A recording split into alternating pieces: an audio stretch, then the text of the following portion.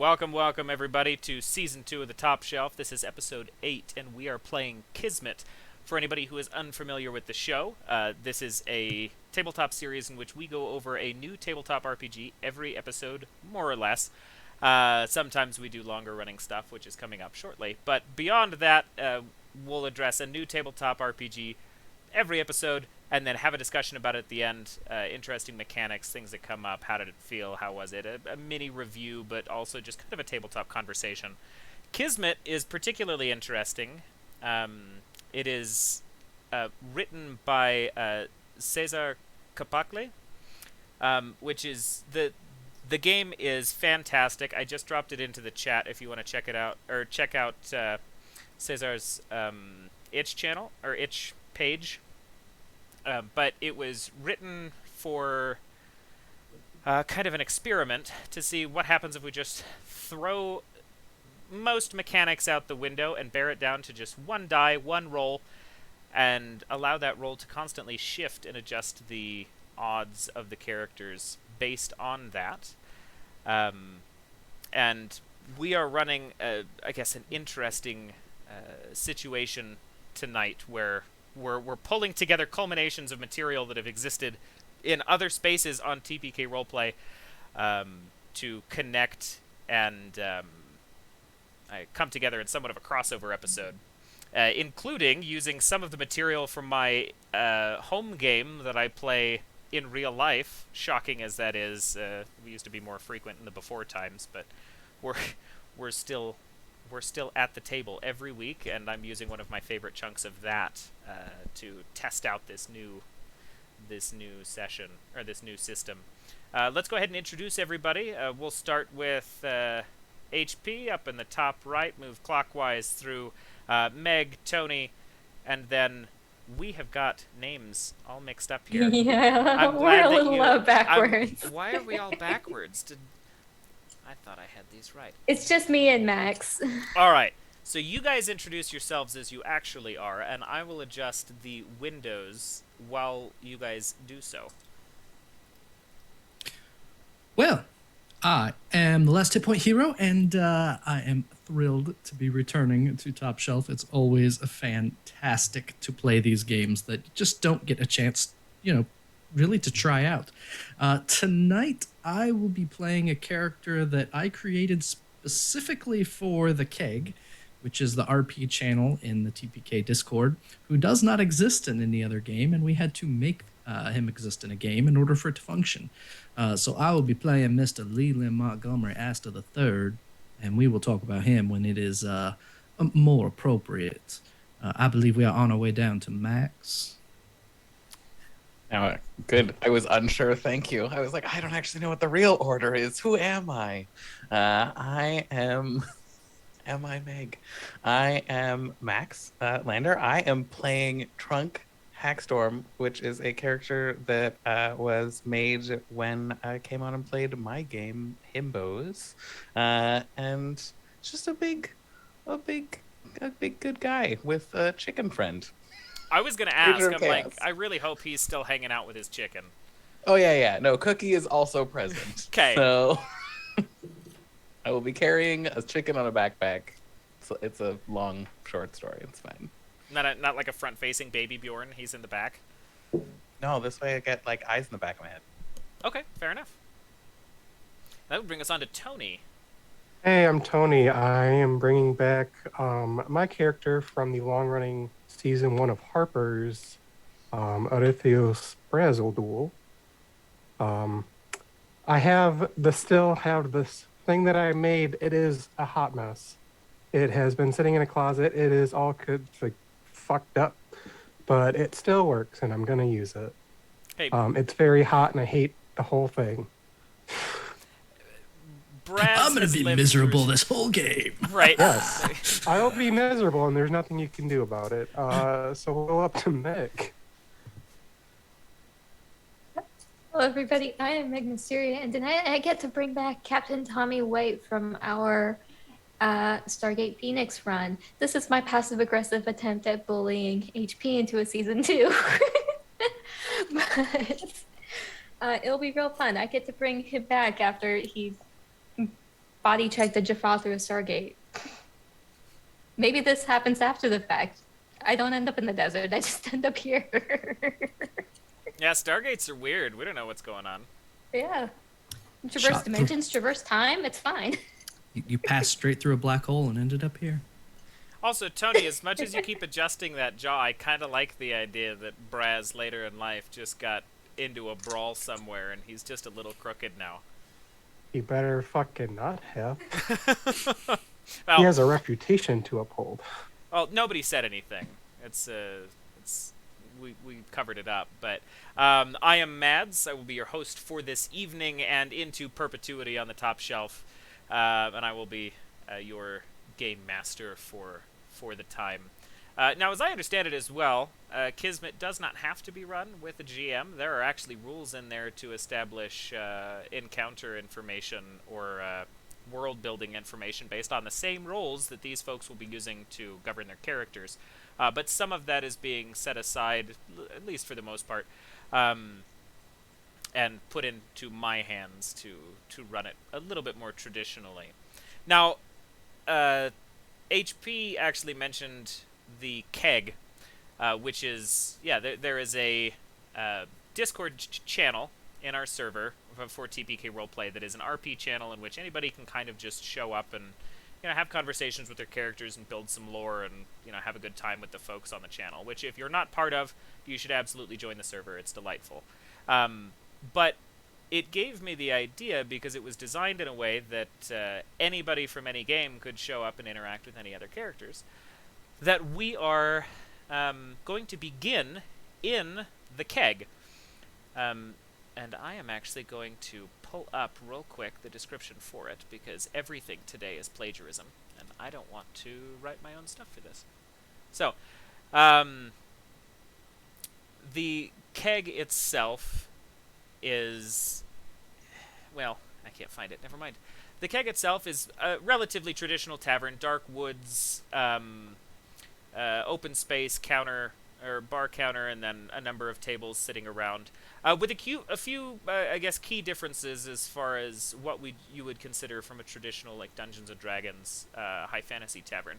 One of which would be the TV, actively streaming TPKRoleplay streams up above the bar instead of late-night football or things of the sort that you would normally see. There is also currently a robotic drink dispenser known as Glugs behind the counter, or offset to the counter rather, which folks are welcome to pour their own drinks. And Mr. Aster has been here for some time, has had some conversations with folks passing in and out, one of which is returning to the keg that you four all find yourselves within for whatever strange reason you managed to appear here. Most folks just pass through a door to any regular tavern or location, and much like accidentally stepping into the Feywild, you have been misplaced in the space-time continuity of things to wind up at the keg with individuals and adventurers from various planes and realms of existence. The individual of note here, Mr. Aster, as well as Braz, has met briefly, but another gold dragonborn, stocky, stout individual, broad-shouldered, wearing a long, like oiled leather duster, and 6 pistols hanging off of his hips in a repeating, like, holster set that kind of clack as he walk, replacing the need for the sound of spurs for this very cowboy-presenting individual. He walks forward in a little bit more distress than you had seen. Those who had seen him last time. Walking up to Mr. Aster. What are you up to at the moment? Well, Mr. Leeland Montgomery Aster III has probably just finished that long-awaited meeting on the second floor and made his way back down to have his little friends help him refill his drink.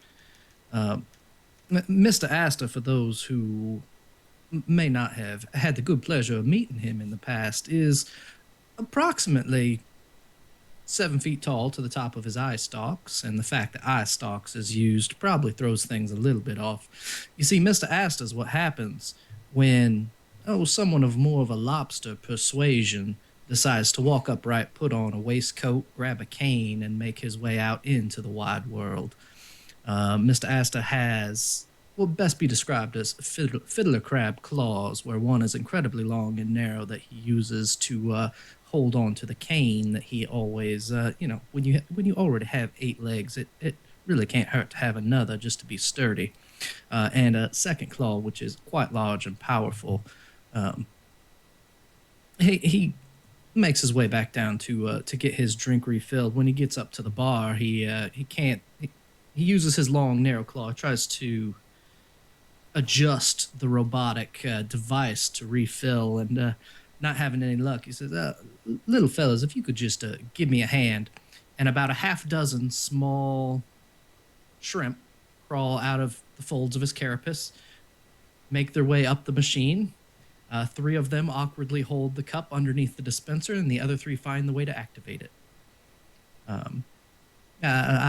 Great pleasure, gentlemen. I thank you for that assistance there. And takes the drink in his long, narrow claw and turns to see Gold, distressed, apparently. Yeah, Gold kind of makes eye contact with you, and he goes, "Well, I'm in a bit of a pickle, and I don't want to mince words about where we're heading, but you seem to have at least some notion of space-time understanding that is well beyond myself, and my realm has come under assault from an event that we have already undergone once before, and I'd rather not repeat." Well, I was thinking, Gold, that you was looking more nervous than a long-tailed cat in a room full of rocking chairs. If I can be of assistance, then I certainly would be pleased to do so. Well, being a trader yourself, I don't know how much of an adventurer you are, but if you would like to come along, if nothing more than just to help provide me some insight, I would be welcome to it. However, I also understand that we see a good group of folks passing through that are from various backgrounds. Anybody come to mind that would do us well here? Because I need to rustle up some folks right quick. Well, there was another individual that was through just moments ago. I'm not sure. Time is so strange in the keg. It could have been moments ago. It could have been years. But I believe it was a Brazuldul, something along those lines. One of the Dragonborn with the long-winded names. Right. Yes. He and Gold's gonna look around. Is Braz present at the moment? Yeah, he's still sitting at a table waiting for his friend. Okay. He looks over at Braz then and then whispers, "Mr. Aster, why don't we go take a seat?" And at this time, he's kind of glancing around the room, finding, I guess, just making note of the folks in the room, including the very large minotaur, if I recall, with a chicken strapped to his back. Correct. Maybe unstrapped in a pub, to be clear. Fair enough. Okay. All right. Maybe unstrapped. Probably hanging out on a table. Not that makes it more conspicuous. I mean, I'm still down for it, though. Gold's met at least a couple of minotaur that he's not. He's familiar with their capabilities, as well as Meg. I apologize. I'm waiting for this thing to rotate, and I keep missing the name. Captain Tomi White. There we go. Describe yourself and what you look like, because I'm actually unfamiliar with this character of all of them here so far.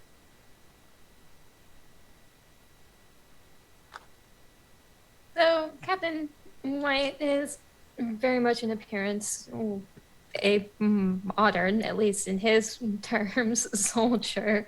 Blue fatigues, gray shirt, and combat vest with a P90 slung across his back.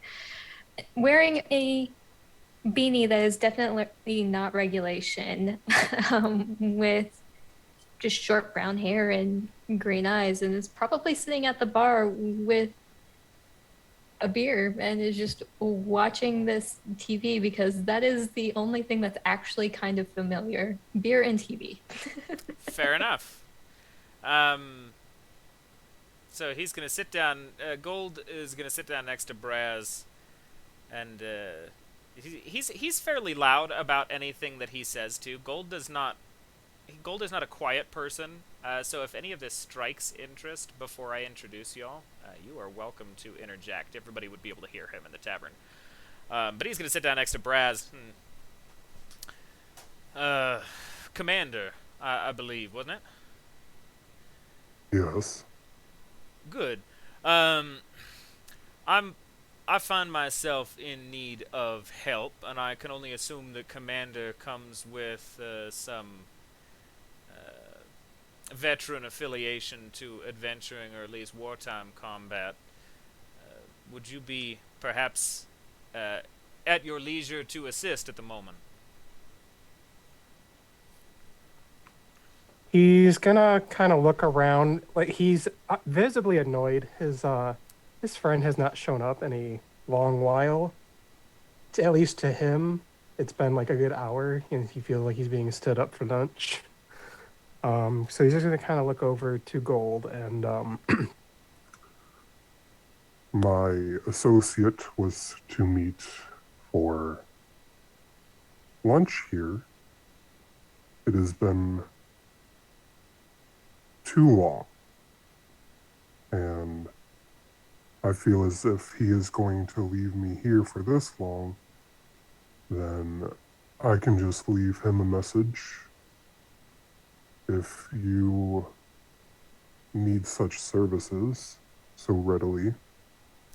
Fair enough, and I've got plenty of coin to cover lunch when you get back, should they be here upon your return. That is not a problem at all. But what I'm going up against is fairly dangerous. It was one of the initial cataclysms that almost caused the fall of the realm that I am from, so seeing it repeated is quite concerning. Unfortunately, the adventurers that we called upon last time have since disbanded and gone their separate ways for whichever squabbles that may have caused, but I am welcome to any new work that anybody would like to undertake for me. So I see. I feel like if this is hearable, Oh yeah, he's just a then- loud dude. yeah. Then for sure, probably without any social graces, Trunk is gonna run over and be like, "Wait, did I just say you needed help and it's dangerous?" And then do like a really awkward display of like, I'm gonna do a handstand while speaking, and like just a lot of like physical displays while having the conversation. Where's your chicken during all of this?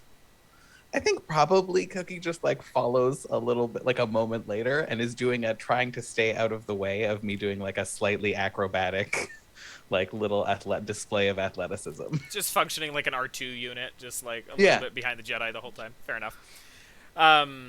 He looks over at you and just like the size of this Minotaur doing a handstand and like these feats of acrobatics, and he's like, "You a stranger to danger then?" No. I love it. Good, you're I in. don't eat it for breakfast because I like actual breakfast, but I hear people say that sometimes, and then it never really makes sense. But I think maybe I mean what they mean when people say it. He's gonna stand and spin and extend a hand for a handshake and go, "Welcome aboard. Considering you are the first Minotaur I have ever seen do a handstand so casually, I can only assume that you are dexterous enough to be plenty well capable here. Now, Pandar Gold, owner and proprietor of the Midnight Menagerie, and, as it would happen, the beholder that runs underneath it. Criminal Empire is mine, though that is not our current concern at the moment.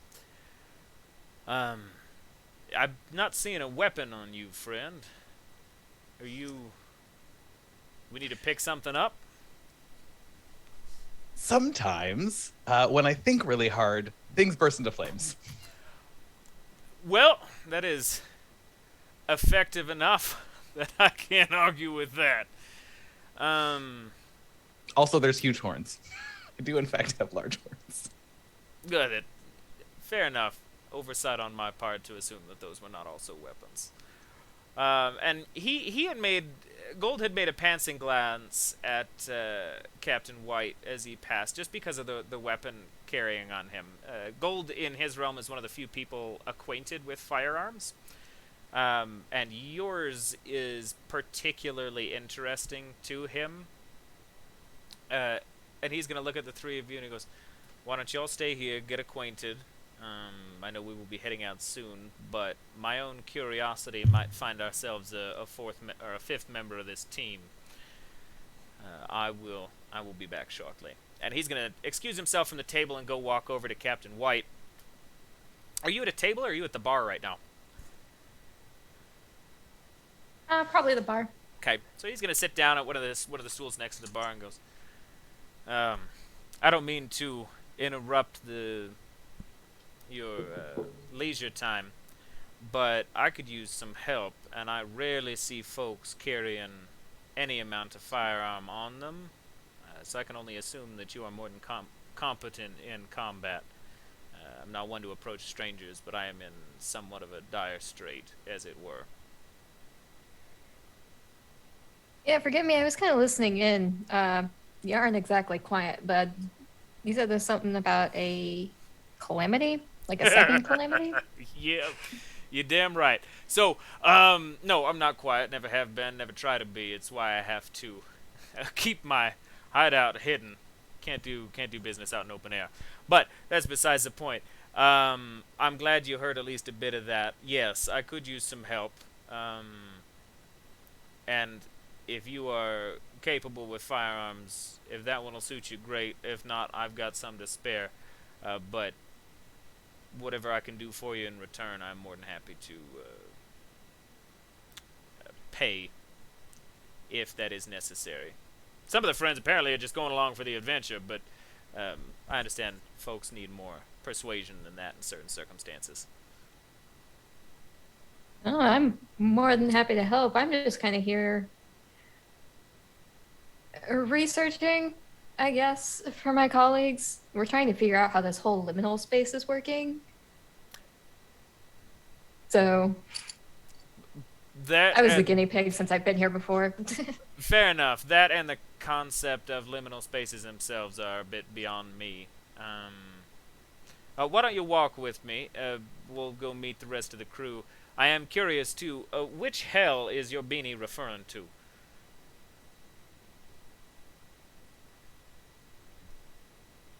That depends. Are you going by 9 circles of the hell or just Catholic Christian hell? Like Hades, the underworld? What are we feeling? The plane itself and the 9 layers of... You know what? Doesn't matter. We'll talk about it later. Why don't we go have a seat?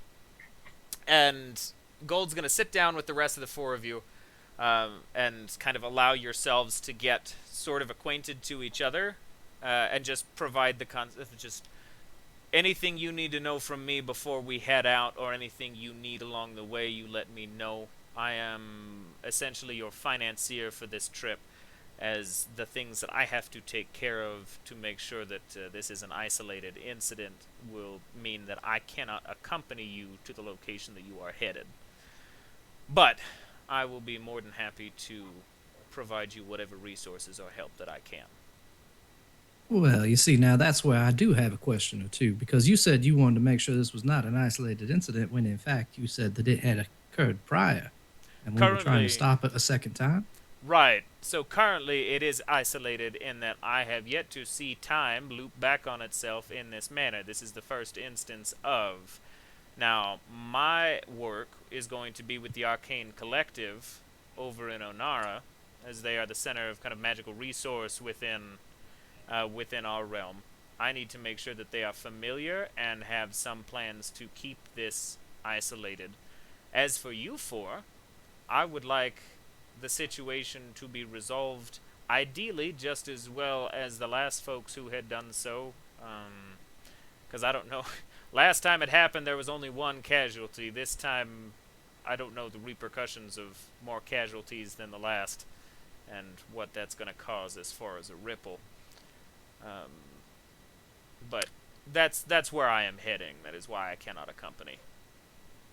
So I reckon you plan to keep us busy on a one-legged cat in a litter box then. You got a thing with cats with missing legs, I feel like. Well, not particularly, but... The sayings just come up a couple of times. It don't matter, but... Oh, no, that was a long-tailed cat. Long-tailed cat. I'm sorry, Yeah. just maybe peculiar cats. Well, you know, everyone has their favorites, and I suppose that I do have a draw to those are the more feline persuasion. Fair enough. Mr. Hackstorm, is it... You got a chicken following you. Are you familiar? With the chicken? Well, I didn't know if he just walked in or not, but he seems to be keen. Oh yeah, no, that's Cookie. He'll come along. He's cut. You know what? More the merrier, I suppose. Just keep him close.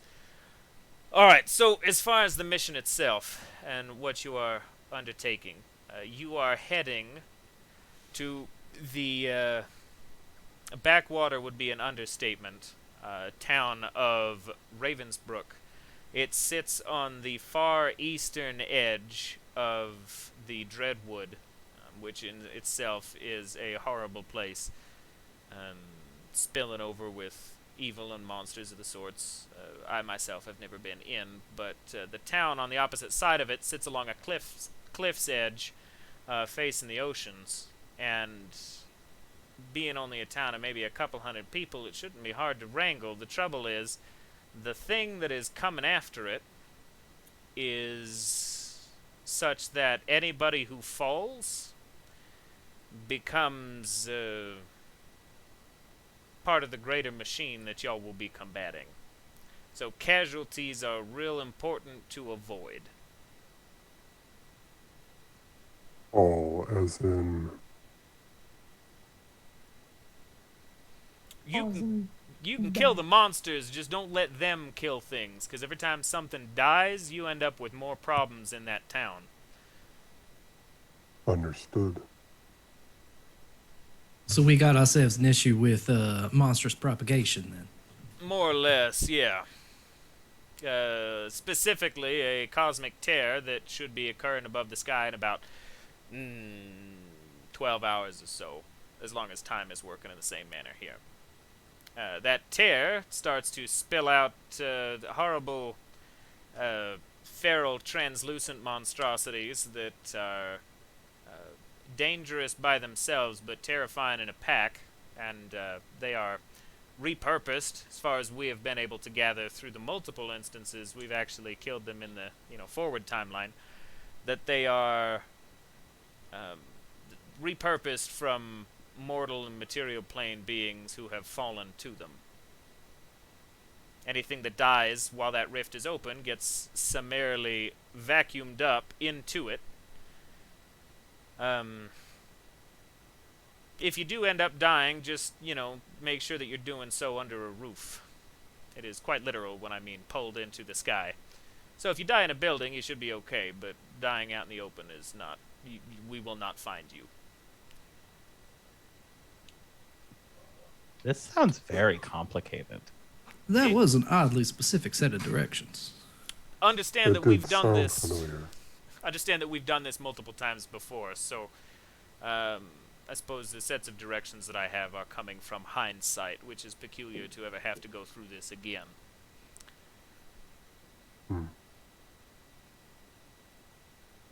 So if this has happened multiple times, you've just kind of reached the conclusion that not really evacuating this targeted town? It wasn't one town. This was the start of it. We had metropolises attacked by this following. We've had cities burned and razed. This was the start. And this was not a major event. This town, had it gone, nobody would have noticed. What it was fuel and proof for whatever creatures doing it that this is land able to be taken. And then things got worse. If we stop this, hopefully we can prevent a repeat catastrophe across the continent. Cutting off the head, so to speak. More or less, yep.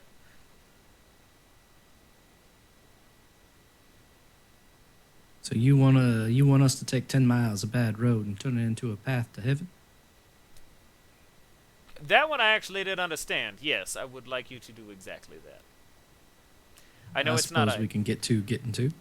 I know it's not ideal, but again, any questions you have along the way, you let me know. I can get you as far as the town's edge. Everything that happens post that point is up to y'all. Now, you said a thing about translucent beings. Now, are they corporeal? Will we be able to interact with them in a tangible manner, or is it kind of a run away and scream situation? Nope, they're corporeal. You ever seen a cave fish?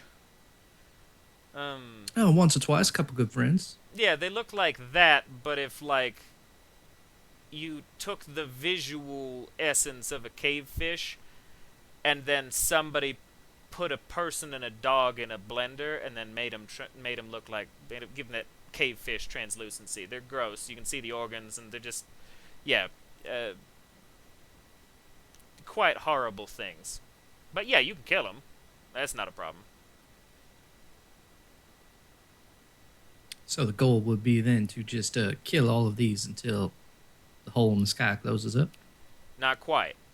I appreciate you mentioning that. So the trouble is, with any of these tears, anytime they've happened, there's always catalysts that hold the portals open. Usually, they're located somewhere on site to where that tear occurs. You will be tasked with, one, preventing casualty as you are able throughout the town, but finding those catalysts and shutting them down, whatever that happens to mean in the circumstance. Sometimes we found corpses that were the catalyst, sometimes living beings, sometimes just isolated crystals. They usually all accompanied by a purple glow that is indicative of whatever this creature's power is, so at least it gives you something to look for. So, I realize I'm kind of the odd man out at the moment. When dealing with these catalysts, is there like some kind of arcane magic going on with them, or is it just you can break it? So they are themselves magical. Think of them like chains holding open a portcullis, except not tethered to anything real. They are physical things, though. You can break them, burn them, get rid of them. As long as you can staunch the flow at its source, you should do alright. It's also worth noting that they usually come in sets of 3 or 4. It's never just one single catalyst. Alright, so we look for about a half dozen of these things that are glowing purple, and we break them. Yeah, you got the idea. As for supplies, are you all equipped? Locked and loaded. I can't think of much else that I'd be requiring. I'm wearing literally no clothing and have no bag in sight and just have, I mean, there's like some like booty shorts happening, but like just pick up Cookie and like and strap them over my shoulder in their nice carrying backpack position. And I'm prepared. Now, are you sure you're prepared? Because them shorts are so tight, I think I can see your religion. It's kind of the point, isn't it? Well, I reckon it may be. I used to not wear them, but people gave me weirder looks then. Now, I have found, as the lobster person wearing nothing but a waistcoat, that clothing is of a peculiar taste to different individuals. Do not understand. The Minotaur that I had been with for well over a year wore minimal clothing, nothing more than a loincloth and the leather straps for his weapons. Yeah, we have very sensitive skin. It's known. It's all news to me. The Minotaur that I'm most familiar with is in full breeches and tunic most of the time. He's also a dock worker, though, so maybe it's the salt air if sensitive skin is the trouble. Sounds to me you may need to widen your circle of Minotaur friends. There's not many left, but I would love to. They've all been good people every time I've met one. And now, like all things, it depends on where one looks. True enough. But we have a universe-destroying catalyst to attend to, I do believe. correct. Now, Another when one. I will say two things to this particular situation before we go as well. The first is you will be arriving before this begins, so planning or conversations are able to happen within the town if you need the assistance of anybody, or want to, make some kind of plan beforehand. You won't have much time because I don't know the dilation between the keg and my realm, but it will be approximately, it'll give you a little bit. Second note is this one instance happened just a little bit different than all the others, in that before everything started, a meteor landed next to the area, crashed through a mill on the far side of town, left quite the crater.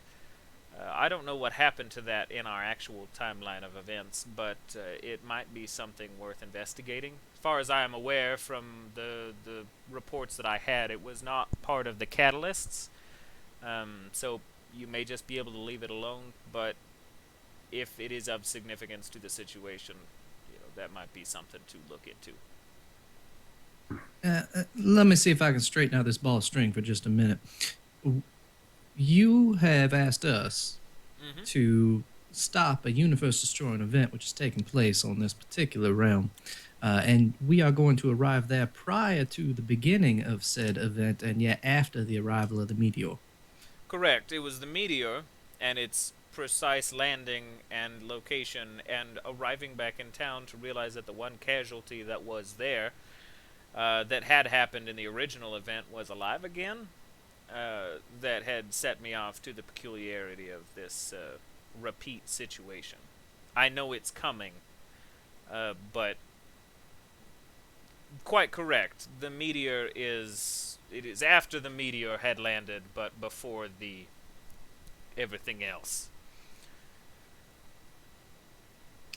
Now, your story's about as straight as a snake, but I think we can get it worked out. Good. Glad we understand each other. I know this is all out of context, and it's quite the ask, but I do appreciate everyone's help. Now, should we be on the road? That's the way. Okay. So, the five of you set off out of the keg, with Gold leading the way, and as you do, you are all summarily evacuated from whatever realm you were that you thought was connected to the keg, and enter a basically a salt-swept white cliffside, cliff's edge, walking southward along the eastern edge of Athos, the material plane location. Functions like a republic at the moment, but this portion particularly is out of contact with the rest of the continent. Traveling south to your right, there is a very, very large forest. It's a good distance off from you, but it is pretty much as soon as the tree line starts, it breaks into nothing but blackness. This is some sword in the stone, spooky woods kind of stuff, and it stretches both directions in the horizon. Massive forest, and as you walk, you see the basically the horizon's edge start to crest over, and you can see the tops of buildings. One of which being functionally a church. You can see the steeple with a very large corvid perched atop it, like a gargoyle. The center of this town, at the distance that you continue to approach, has a massive tree in the center. And so if you are walking into the town, the opposite side of town is going to have that church facing you. All of the buildings line a single street heading towards that church, facing into the center of town. Just in front of the church, so between you and the church, is this big tree with a kind of raised onto a stone platform planter. And then in front of that, closer to you, is a very large table, functionally big enough to fit like a banquet for the whole town. But it is old and dilapidated and very much has just kind of been there for seasons and seasons. It's a very old space, and most of the town follows that look. It is some like really backwater, almost religious cult kind of feeling to the space. And the weather does not give you warm fuzzies as you walk into the area. But Gold will stop you before actually getting into the town and gesture to... In the overcast, you can actually see like a faint purple steam almost of just arcane energy flowing up from just the faintest edge of a crater with some rubble of a building beyond the church and to its right in your direction. And he goes, now that's where the meteor fell. Careful not to investigate the wood too much. It should not cause you any problems, but keep some kind of distance. But this is where we part ways. I've got quite the trek back to make it to my contacts, but I need to do what I can to prevent this from spiraling out should anything get out from this repeat endeavor. Well, we will do our level best to make sure that such a thing does not happen. Good. I appreciate everybody's assistance. I really do. If my gratitude is not shown upon my face, understand that this means quite a bit to me and everybody else who died in the first series of events that this all caused. And he shakes everybody's hands and kind of gives you a nod to a couple of you and walks off. You can see in the distance behind you there are horses riding in, 2 or 3 of them. One rider, and then two horses between them. So Gold's gonna go catch up with them and leave you 4 to handle the town.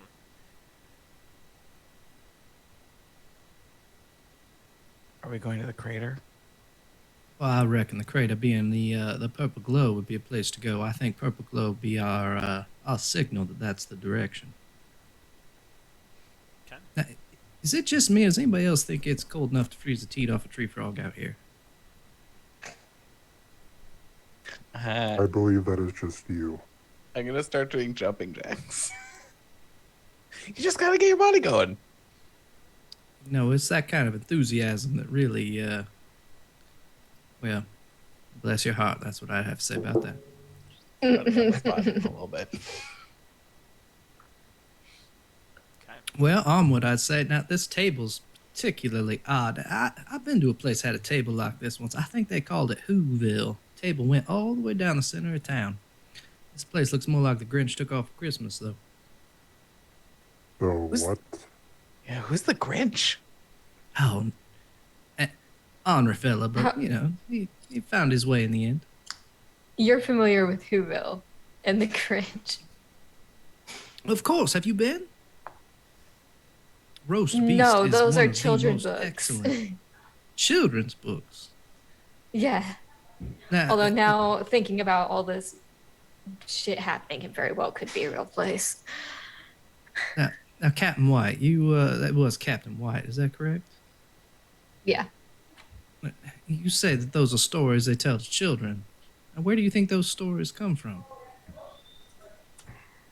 Where I come from, the imaginative minds of people who have too much free time or are trying to avoid what they're working on.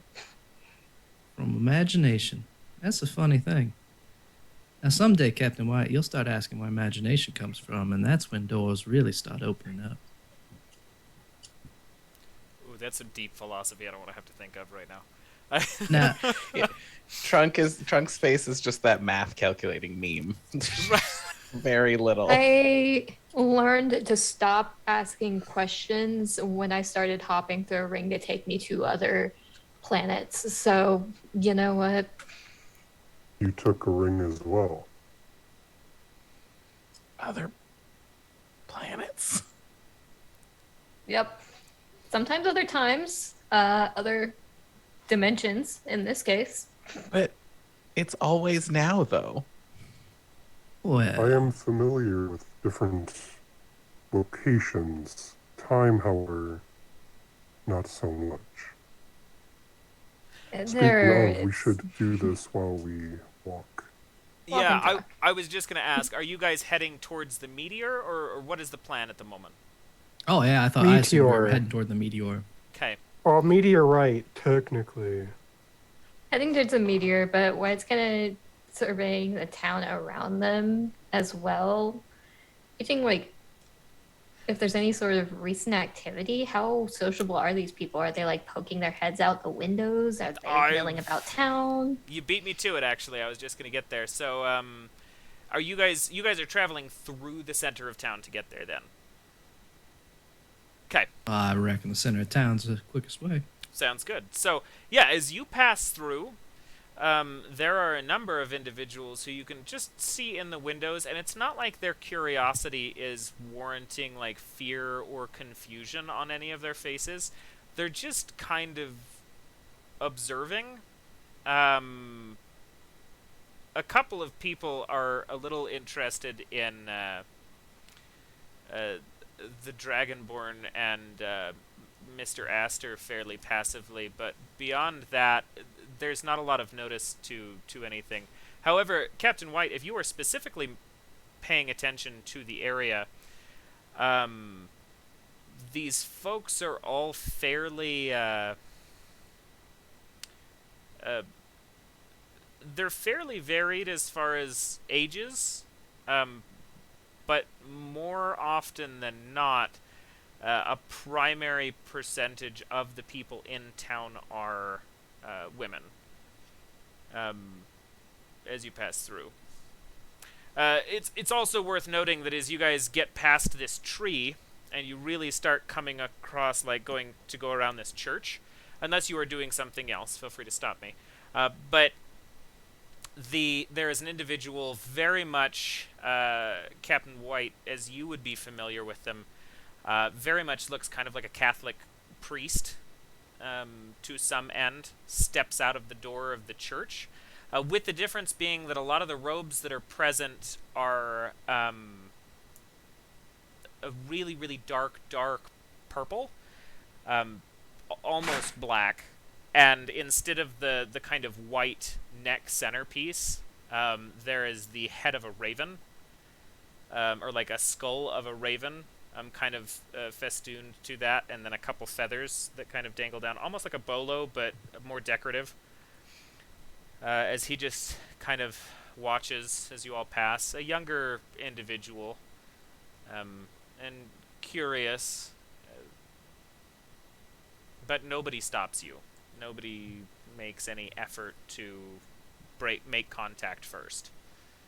It's okay. I'm used to this. And I just wave as we walk down the street. I have a tendency to draw an eye or two as well. Now, Denny, you reckon we ought to stop and ask about the local populace, see if they can be of any assistance? You mentioned it. That fella there looks like they might be associated with Khonshu, perhaps. With what?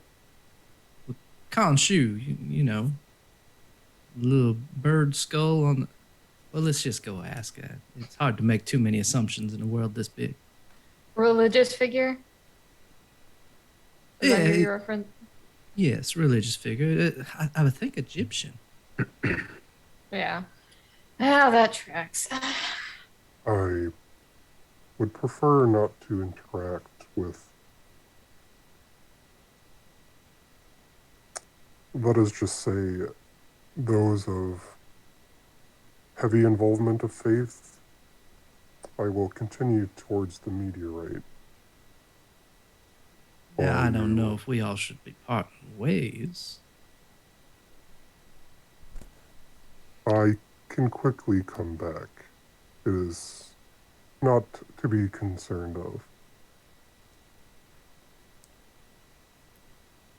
That's At the very least, you shouldn't go alone. You definitely shouldn't go alone. I will come I with am you, not new taking friend. the chicken. New fellow horned friend. Okay, if I'm Alright. if I'm understanding the situation, then, because I cannot imagine Hackstorm's going to be dissuaded from this venture. Braz and Trunk are heading towards the meteor. Are Captain White and Mr. Aster then approaching the church? I believe that'd be our course of action, yes. Okay, sounds good. So, it'll take another minute or two to get to the actual meteor itself. So we'll address the church first. Um, As they walk off, Mr. Astor's going to look at Captain White. Do you get the sense that the porch light's on, but nobody's home?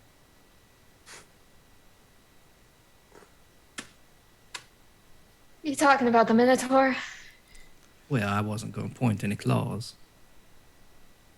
Yeah. Looks like a tough fella. I wouldn't want to be on the other end of a scrap with that, though. Chicken makes me nervous. It's the beady eyes. Like, it just stares at you while you're walking.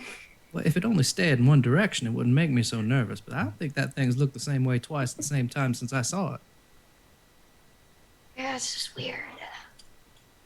Everybody's got their peculiarities.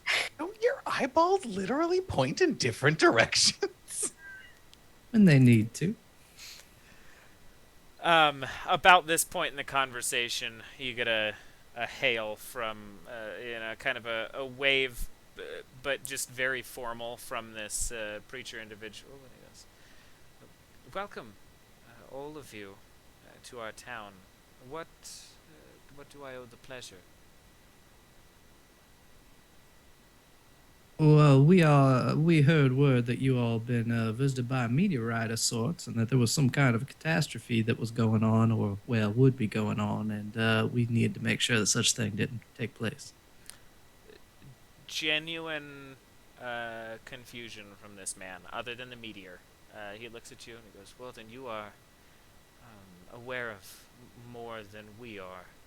We have so far seen the meteor as nothing but a mishap of the cosmos, but nothing else has occurred so far. It's been quiet here. Is there what have you heard? How did you receive these affirmations of the worst coming to our town?" You want to tell him the story, Captain White, or do you want me to unfold this tale?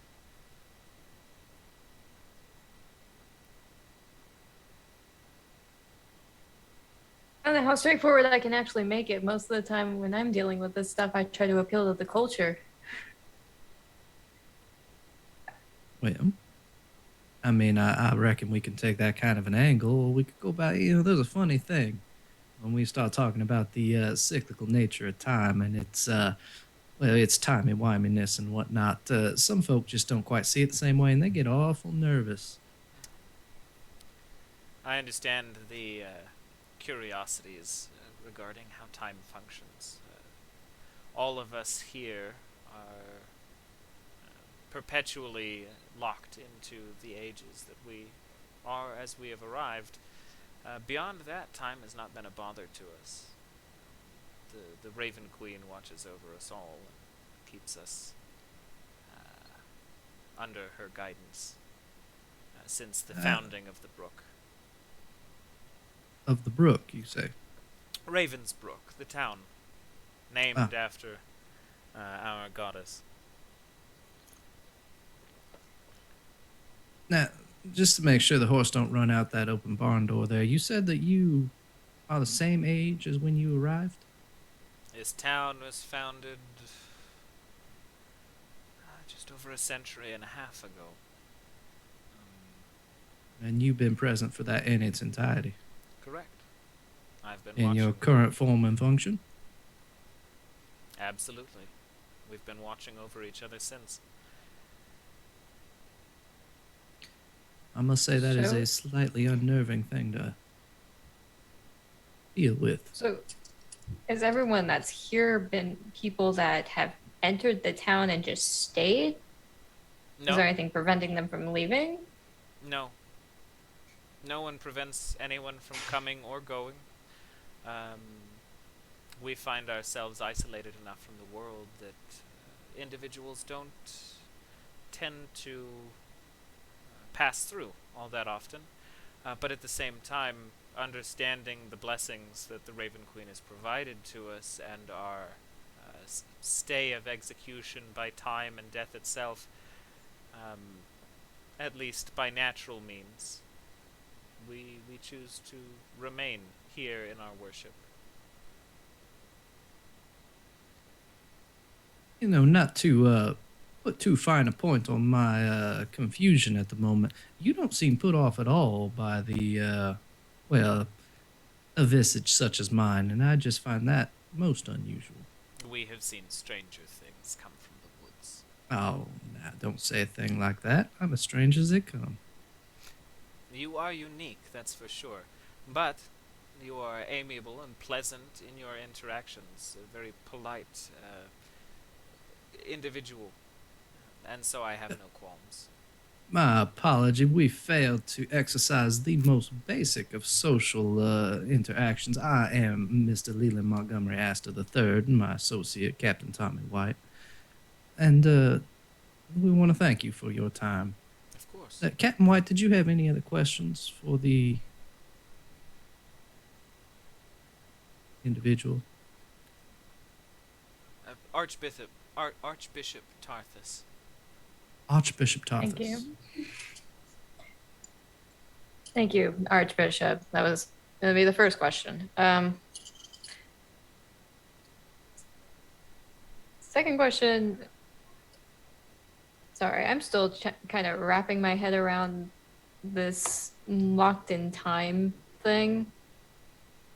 I noticed that most of your populace are women. The Raven Queen draws on those who would seek to follow her, and the simply put, power that women have over life itself puts them in a unique position to be more comfortable under the Raven's Queen's teachings. However, everybody here is just as much a pilgrim to this location as I am. All simply followers of the religion, and guided here well over a century ago by her teachings and prophecies for us.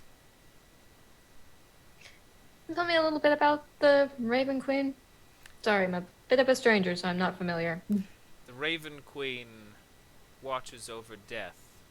She shepherds those who would pass back and forth, mostly just off to the other side, to whatever relative plane that they are to return to.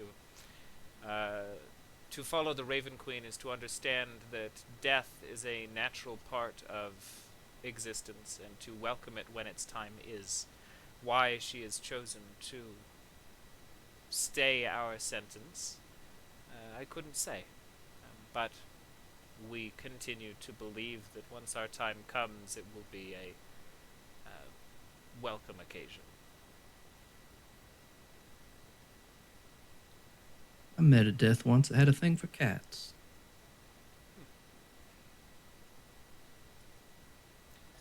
I just find that odd since she has a thing for birds, that's all.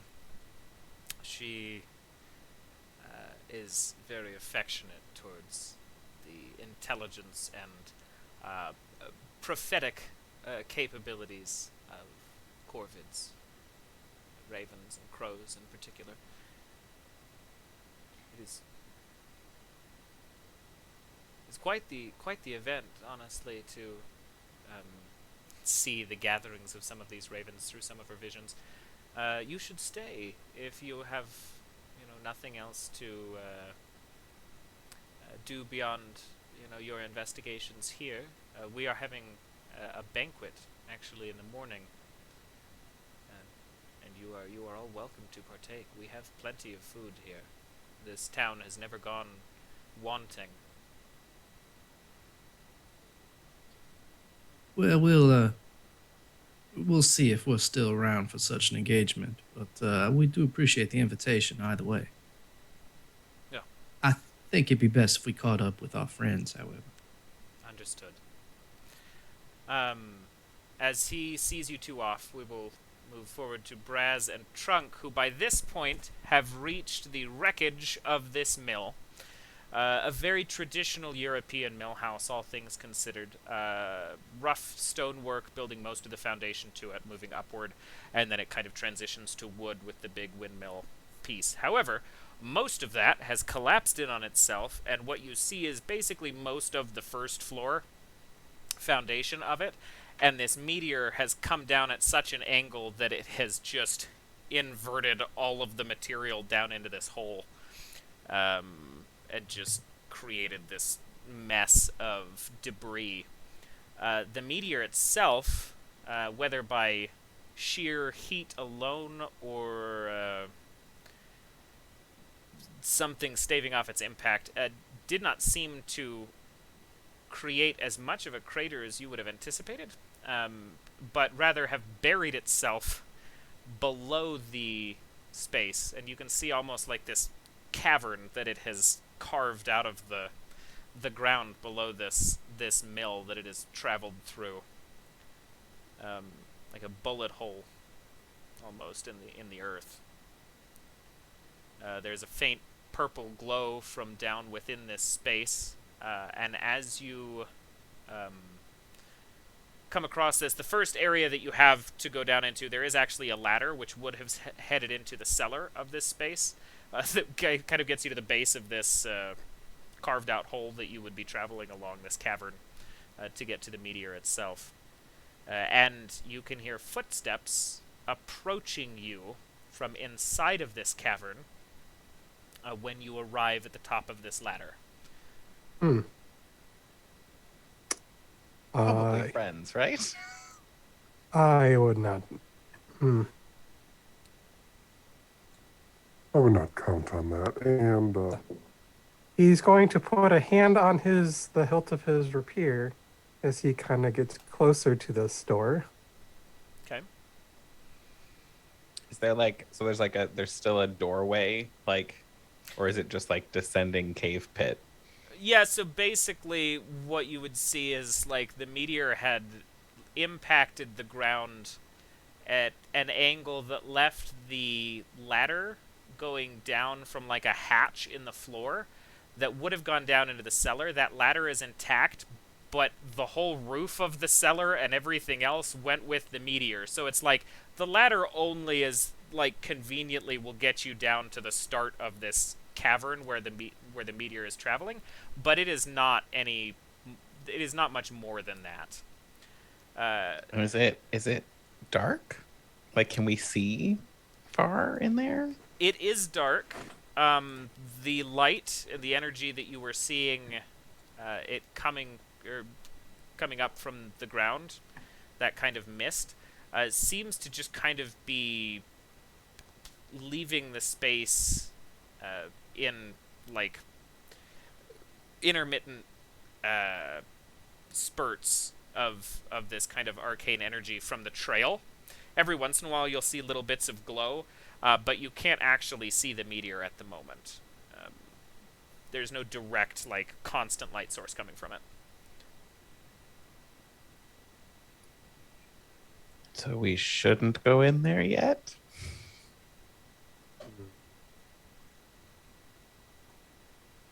You I seem will. smart.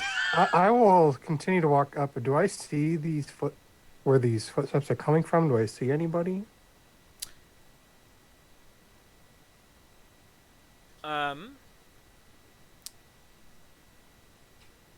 I can't recall what's Braz's eyesight like. Well, I do have dark vision from a magic item. Okay. You have a magic item on your person that specifically is for better sight, since we're Yep, not using D&D directly. Okay. Yeah. Okay. So you would see an individual walking down the tunnel. It's faint and it's nothing more than a silhouette, but appears to be a human male in silhouette. Not on the particularly tall side, but fairly average, I suppose. And wearing just standard villagers' clothes. Doesn't appear to be armed at all. Maybe a walking stick, but could also be a spear, could be a pitchfork, could be a rake, like you don't know at the distance you are. But they don't seem to be alarming necessarily. I'm gonna climb down. Okay. So you climb down. Drunk, you going with? Oh yeah. I will follow. Okay. Drunk goes I'm with. trying to be respectful. I'm like, this person seems smart and regal, and I should listen and pay attention. But there's like a lot of like, what if I just ran down this cave? Like, what if I just Intrusive like that military? thoughts. Sorry. Fair enough. So, you travel down this path. Your eyesight eventually giving you a full visual on the individual about 30 feet out from you at this point in the darkness. They're pleasant, clean-shaven, younger man, looks like late 20s. And he looks at the two of you, and he does slow his pace, but he does continue forward, kind of just raising the... It's a shepherd's cane now, is what you're looking at, but kind of raises the shepherd's cane to you. This is a dangerous area for anyone, let alone villagers to the town. Can I help you with something? Yes, you should leave with your shepherd's crook. I anticipate doing just that. The cavern beyond is not something that I would like to stay within for any longer than I ever need to. I can only imagine we will probably be burying the site probably within the next day or two. Nobody needs to be down here. Why were you? This was one of my primary purposes in the village, is this mill. And now that it is destroyed, I find myself at least responsible somewhat to investigate its cause and make sure that it would do no harm to anything else. As the brother of the archbishop of the town, it's also worth making sure that I watch over the flock as he does. I'm gonna kind of look around, Okay. not seeing the flock. I assume. No, you don't see anything else down here. It's just the three of you in here. What?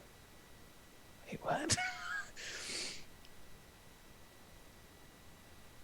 Well, I'm just gonna like nod and be like, yeah, I'm for sure paying attention. And just like as I'm like slowly stepping around and continuing to walk down past, like, yeah, great, good, flock, sure, whatever. Just like, sure, yeah, you seem okay. Enjoy your evening, sir. This individual doesn't stop you, nor does he particularly acknowledge your skirt around.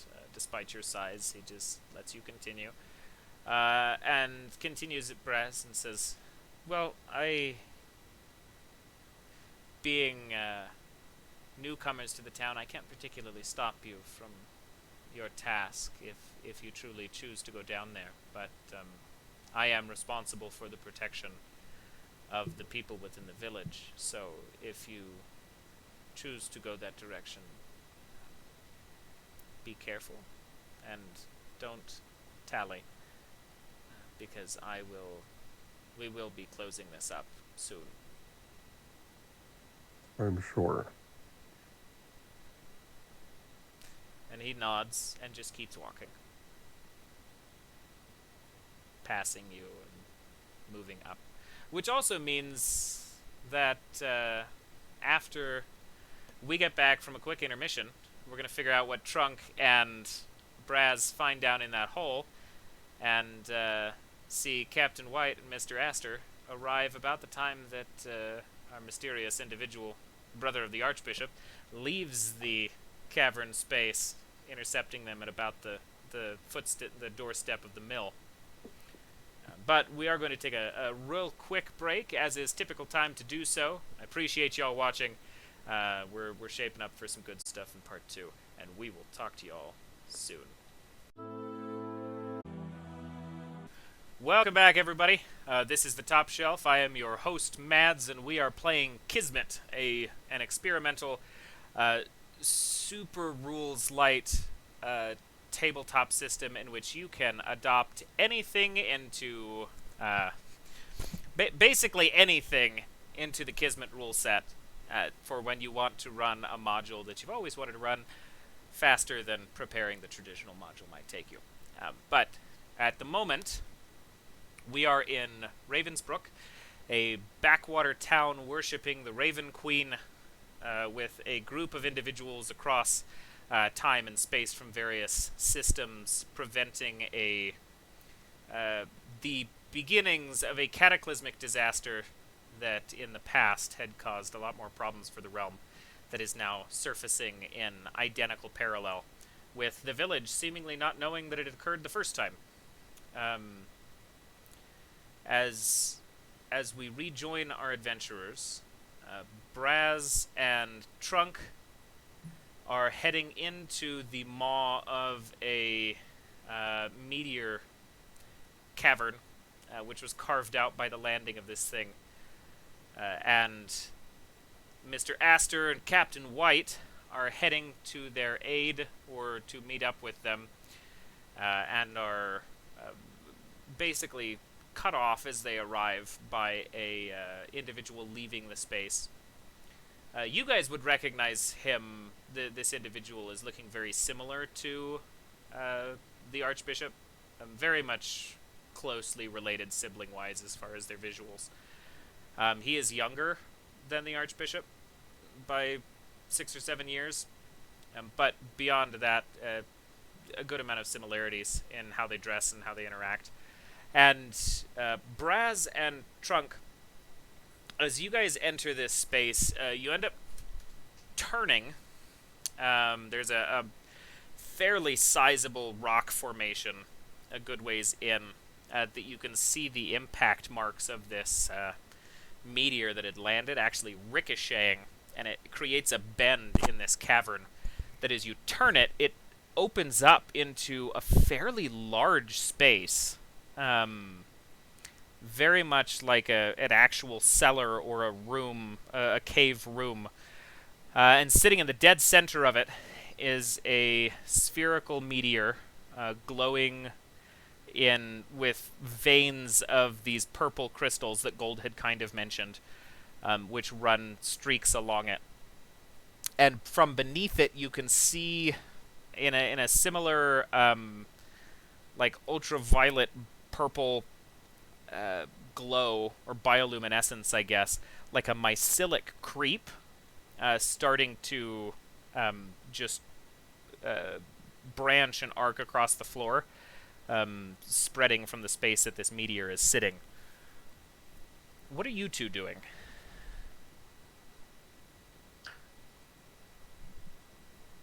I'm gonna keep getting closer. Like a totally good idea. Braz, what are you up to?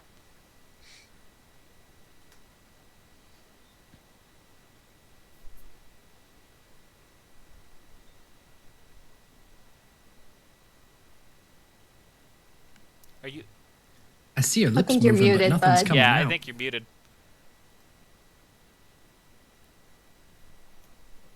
This is the most dramatic pause. He's really thinking on it. There's deep consideration to Yeah, I'm pretty sure you're still muted. pros and cons to Okay, weigh. just making sure. I got a dragon nod. We're good. Okay, so anyway, This is voice mod being weird.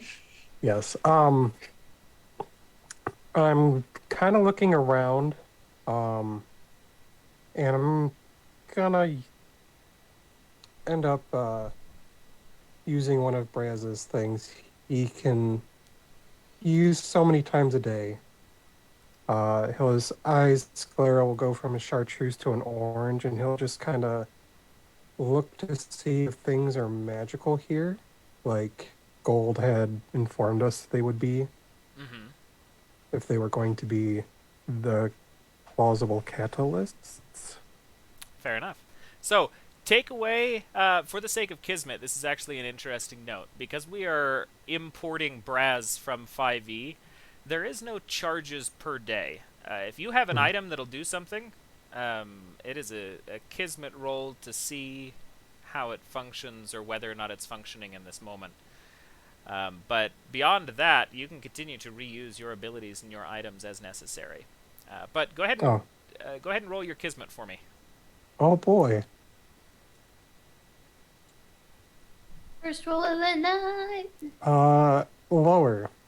Lower? Mm-hmm. Okay. So, you scan the area for magical influence, and yes, you get some intense response from it, but it's atypical. It's not following the multiple lines of various schools of magic that you would be familiar with.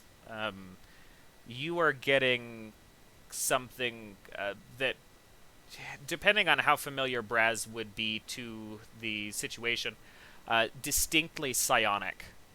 If you've run across mind flayers or beholders in the way that they emanate magic, it's very much similar to that. This is aberrational by a deep degree. And it is not connected to the weave by any means. Seeing that, he'll kind of look over to Trunk and, Trunk, did I just notice that you were going to touch the thing? I feel like that's what's happening in the background. Like you're reading, and there is a it's happening slowly, but there is an opportunity to stop Trunk. But if left to their own devices, for sure, just gonna stick a finger in the. Because what I'm getting from this too, Braz, you did roll under, so two things happen. One, your Kismet roll or your Kismet score has now adjusted to the new number that you have just rolled, and there is consequences. For that For roll me. under. You go. I am more than willing to be the consequence. Trunk, you go to touch the thing. You get close to like trying to make contact, and this is about the point that Braz is becoming deeply concerned with the feeling of this room and the magic coming out of it, and something, this meteor or otherwise, can feel immediately the connection to something trying to read it, and you get a deep, like, it sounds like a sonic pulse that just kind of vibrates through the space, and both of you are kicked like the full distance of this room, impacting a wall on either side from this shockwave, and just kind of sliding down to the ground on your on that wall. You did not actually make contact with it, Trunk, but you got close. And Braz, you specifically hear in your head, "What brings you here? And why do you intend to disturb my work?" Who are you? Nothing that you could comprehend, and so my name is unimportant. But within your realm, colloquially I would be known as he who watches from beyond the stars. I do not know what that means. a literal translation to a language long dead to your people. I am older than you can comprehend, and in many cases older than the gods. Leave, for this does not concern you.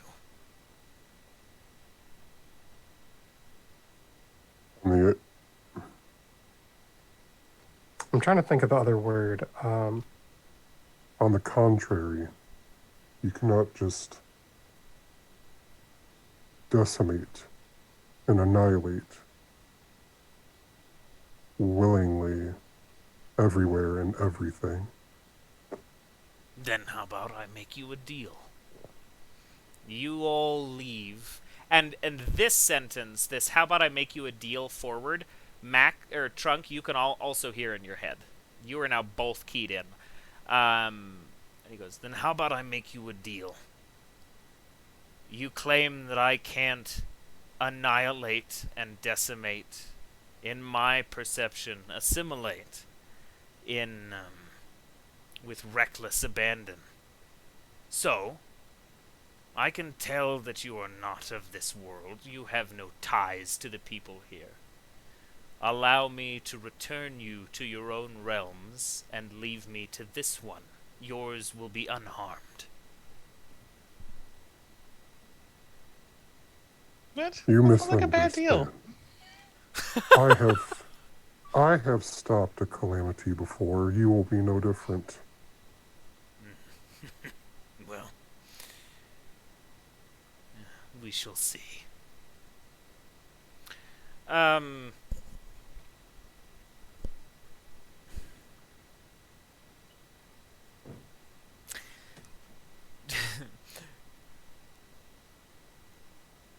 You watch as this meteorite that you are speaking to, because it does kind of, the light from it undulates as you hear this voice in your head. And you watch the front of it crack, and little pieces of this crystal kind of splinter and just fall to the ground as some kind of damage is perceivably taken from this orb. And Trunk, you are actually, go ahead and roll Kismet for me. I started off good, so I'm gonna do it. It's gonna go well. Putting it into the universe. Over. Yeah. Okay. Everything from downhill from here on out. You are very briefly racked with a terrible headache. I don't know if you drink, but this is the worst morning migraine you've ever had from, like, hangover, just for a moment. Something is prodding the back of your mind. But fortunately, Trunk is head empty most of the time. And it finds no purchase. It's a smooth ride. Yeah. It's a straight highway all the way through.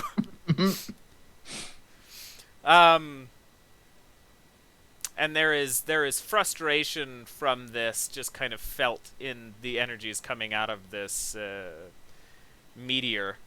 And you have a very keen understanding that is where it came from, whatever that energy was. But it passes fairly quickly for you. And trying to save face, the voice in it goes, but a taste. I can end you all without more than a thought, should I choose to. Walk away. And as you are left to deliberate on that, we're going to touch base with Captain White and Mr. Aster, who, as you approach the wreckage of this mill, you also notably don't see or hear any of this. Or obviously you don't see it, but you don't hear any of this. Even the shockwaves or things don't really impact your, it doesn't actually pass through the ground. As this shepherd's crook carrying individual climbs out of the space where this ladder is and goes to pass by you, looking at the two of you, stopping at Mr. Aster particularly for a moment. He does seem to be a little bit more curious. And he goes, "You both seem just as out of place as the last two to pass in. What business do all of you have here?" I don't know if we're out of place, because this is the place where we currently are, and I can't say we're out of place when we're in it. Curious way to phrase things, but it doesn't change my question. Now, I thought it deftly sidestepped such an issue. Did you happen to see a pair of horned individuals make their way through? I did. They passed me in the cavern heading towards the meteorite which had crashed into this place. I warned them to avoid the location, but they chose not to listen and proceed forward anyway. See, that's the thing about a group of individuals like ourselves. Usually the place that most folk don't want to be is where we find ourselves. Well, Familiar. Are you related to the bishop? The the archbishop? Archbishop Parthas, yes, I am his brother Isaac. Pleasure to meet you, Isaac. What were you doing down on the hole? I watched this mill and most of our agricultural processes within the village. Myself and 4 other individuals were here on the grounds when the meteor fell. I have sent the rest away due to the danger once we had all made our initial contact with what had caused the damage, moving away most of the rubble. But I stayed to hopefully ward off other citizens of the town from proceeding with their own investigations or meddling with things that not even I understand. Have you studied it or interacted with it at all? What can you tell us? I have seen the cavern in which it is held, but I nor any of the individuals you had spoken with, or that had been here rather, on the premise, have actually chosen to get close or interact with it. It emanates a dark energy. Well, there's nothing like proving that somebody can go down, take a look at something, and come back just fine to dissuade others from doing the same. So I think you had a sound plan This there. is not the point I was trying to make, but you also provide a point of your own. Nobody has been directly harmed by this incident so far. Should you choose to go, just be cautious. I figure if the rock's already fallen, it certainly can't hurt you once it's already done fell. So Sound logic. I must catch up with my brother, but we have a banquet to prepare for in the morning. Please, just be safe. And he nods and bids you adieu, unless you have any other questions that you would stop him for. Before we get too far, would you want like a Kismet roll to get kind of a vibe check, basically? Yeah, you want to insight him or check his vibe? Yeah, Yep. go for it. Pretty much. Want to know if he actually interacted with it or not. Which, that one is a meat That one's a meat. equal. Yeah. Okay. Okay. Let's see. Just before acting, you get an insight into what's Mhm. going on, a hint, a clue, what have you. Correct. So, specifically, an extra insight on the inside. you do. Yes, very directly. Not only can you, just being perceptive and, part of a band who has, greeted multiple worlds before, you can tell that he is not divulging the full truth. It is hard to read him because he very much comes across in the same kind of vocabulary and neutralness that his brother does. But looking at him and really trying to gauge what he's doing, you can see just a flicker of the same kind of purple, just in the back of his waterline, just barely. For just a moment, when you ask specific questions relating to the meteor that are dissuaded or passed along nonchalantly, as he kind of responds to them as he has. You are welcome to roll again and adjust if you would like to do anything further with that information, per your ability to roll equal to.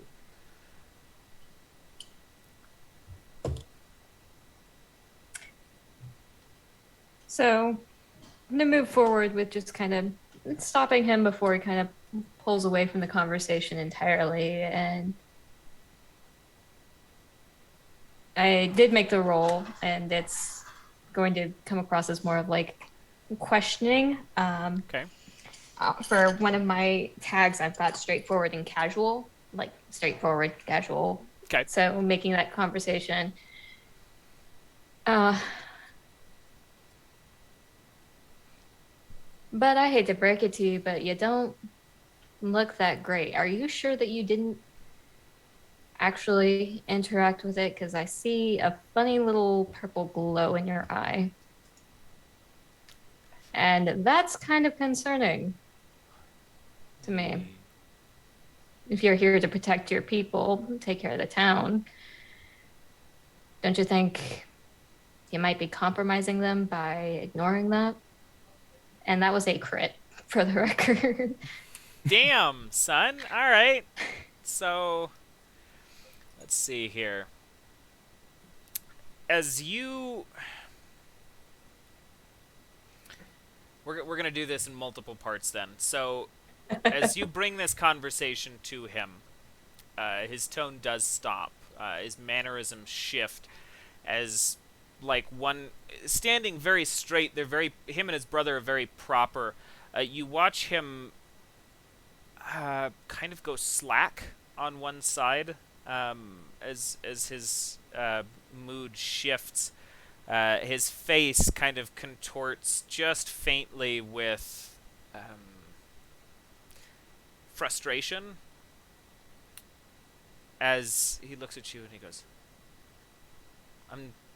I'm sure I have no idea what you're talking about. I am in perfect health, and I have felt nothing averse. If there is something behind my eyes that which you speak, a purple glow is not unfamiliar to that of the eminency of our Raven Queen. Perhaps it is her light. Or perhaps there is something to look into, but I will be investigating that at my own pace. Thank you. And he goes to walk off. His pace is faster than his initial step away. Not aggressive or worried, just with purpose. And at this moment, down below with the meteor, you two hear again from the meteor. It goes, I see now that you're not alone. And you all choose to meddle. I won't send you away. I will let you walk out so that you can see what happens when I choose to visit all of your realms once I'm finally finished with this one. Enjoy the cataclysm, as you'd call it. And you see the light fade out of the meteor. It goes quiet, and the room goes dark. I'm nuts. Does that mean we can't see? It is very dark in here now. Yeah. Trunk was built. I know Trunk was built off of a system that does not employ dark vision. So like, I want to touch the meteor. That's all right. I'll just think really hard. Oh, we don't want you to hurt yourself. God, I don't even have a thing to help you. Bless. I mean, I can think really hard and make fire happen. So I feel like if I literally can't see, I just might think really hard and try and make a flame of potentially uncontrolled size. I'll try and make it No, small. it's fine. Where are you trying to place this in your, mind's eye? Like just right in front of me. Like I am going to think campfire, campfire, campfire, campfire. I have Okay. no idea how well that will go. I love this. Go ahead and roll your Kismet for me. Oh, Sorry. I rolled under. Okay. So the room is lit ablaze. As you think campfire, you absolutely light this whole place just begins to burn. And you can hear the sizzle of this, like, mycelic growth from beneath it as it relights, as it literally lights. And the purple and the flame pushing back this glow as it's torching through this mycelium, getting closer to the meteor, but it's also spreading out across this cavern floor. Every time. Every time. I would Cookie like is to going just mad, just screaming and balking in your little backpack. Zero fried chicken, please. I am going to kind of try to run up to Trunk, grab his wrist, and tell him, just do not stop. Do not stop running. And We're going to just fucking. I'm gonna try to forcefully book it with him. Yeah. Running is a thing I can do. Okay. You're taking the charge of this. Braz, go ahead and roll me a Kismet. Hooray! I got over. Very nice. Okay. So you guys sprint out of this place, and you can hear sizzling and popping like wet cedar wood on a campfire behind you as you make your way to the edge of this tunnel. Now, before I finish that resolution, Aster and White, what are you guys up to? Are you letting him go and going to find your friends? Are you turning back? Are you just kind of staying put? What's happening? Oh, I figured we'd go down to find our friends.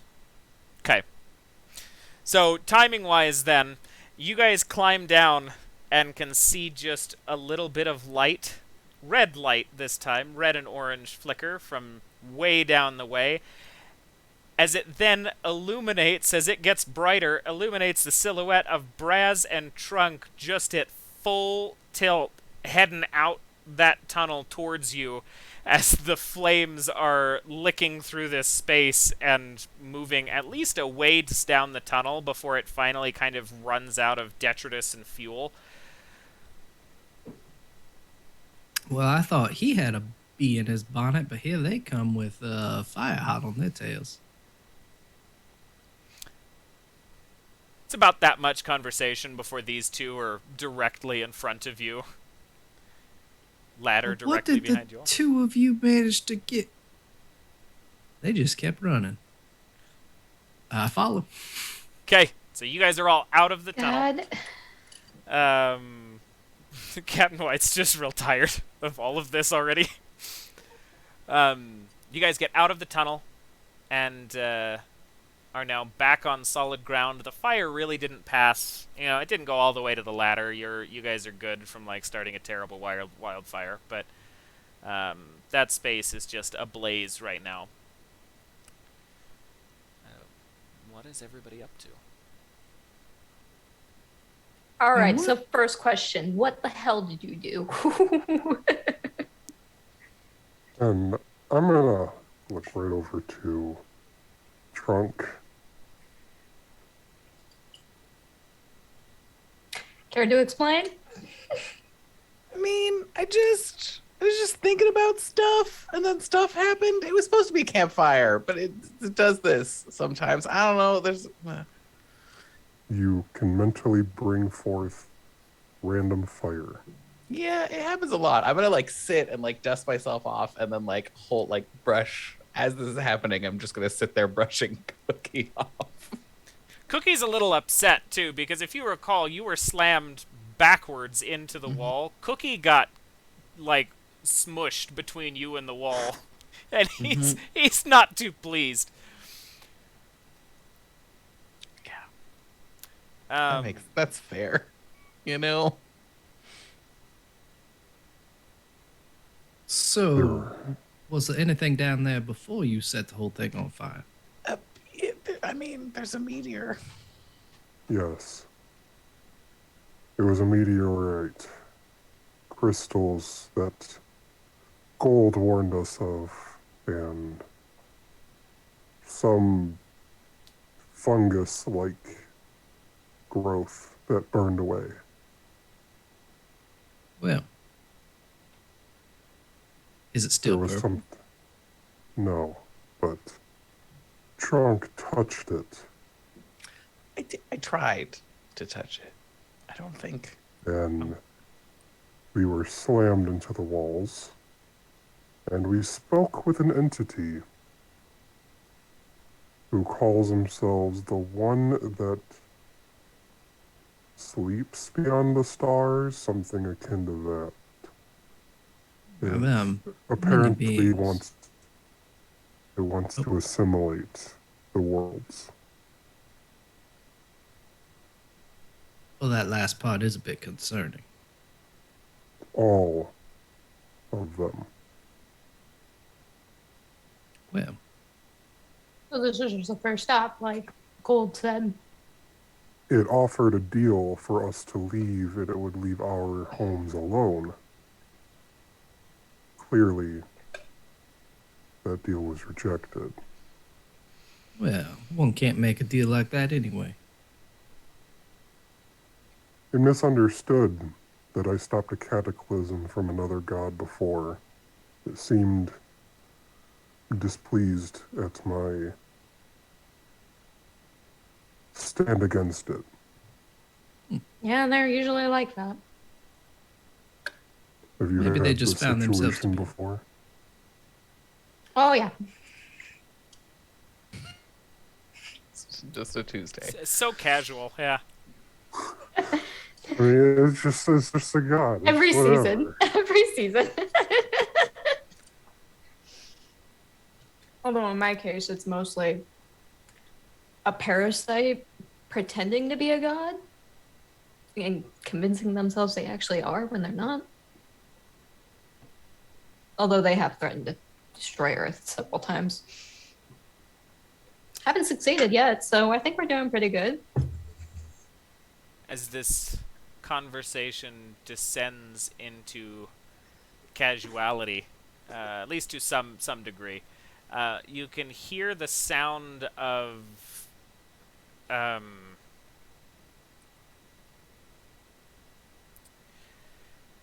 like somebody shearing a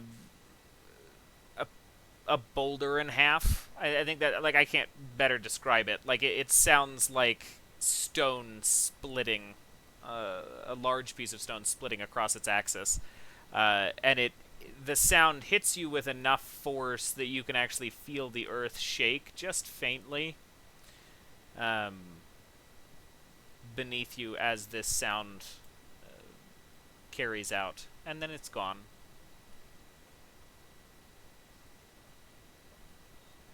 From the cave, or from the like in meteorite, or not meteorite? The sound came from beneath the earth. You could probably assume it came from the cave.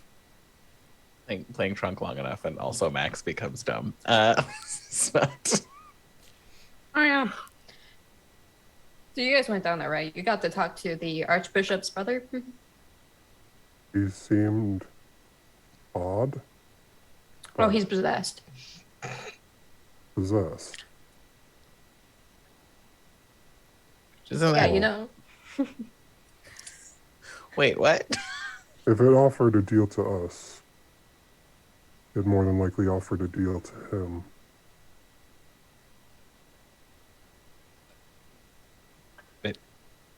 but it's still here.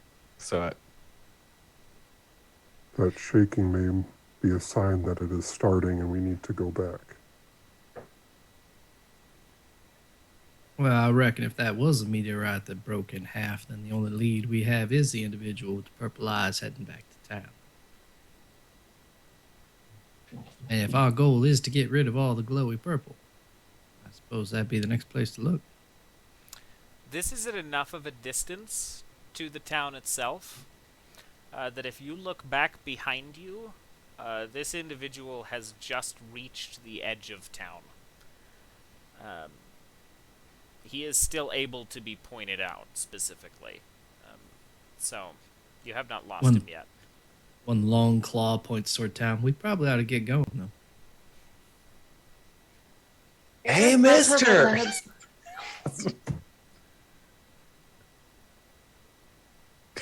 I'll just start jogging in the direction of town. Okay. I would love to make you roll via Himbo's rules just to see Trunk jog spectacularly back to this guy. But go ahead and roll Kismet for me. Can I jog? Ooh. Well, no, it's a timing thing. But Cannot jog. Bad at rolled under. jogging. Okay. You're great at it.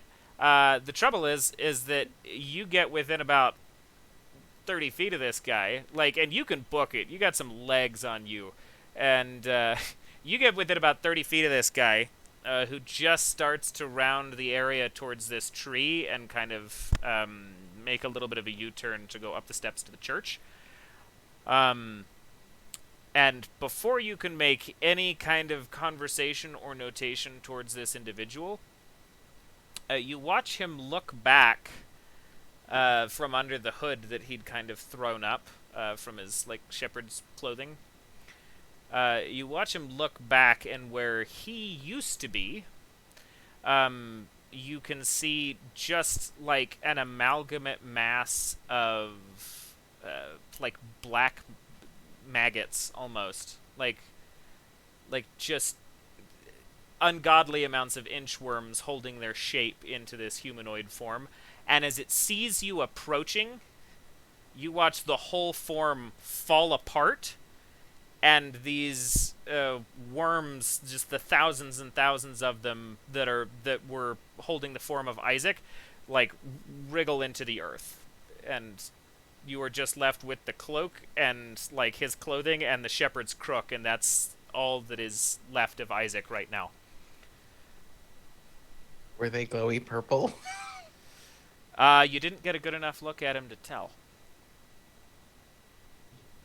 Gross. Gross, gross, gross, gross. So those of us not going this full steam ahead. At that distance, you would have just seen him vanish.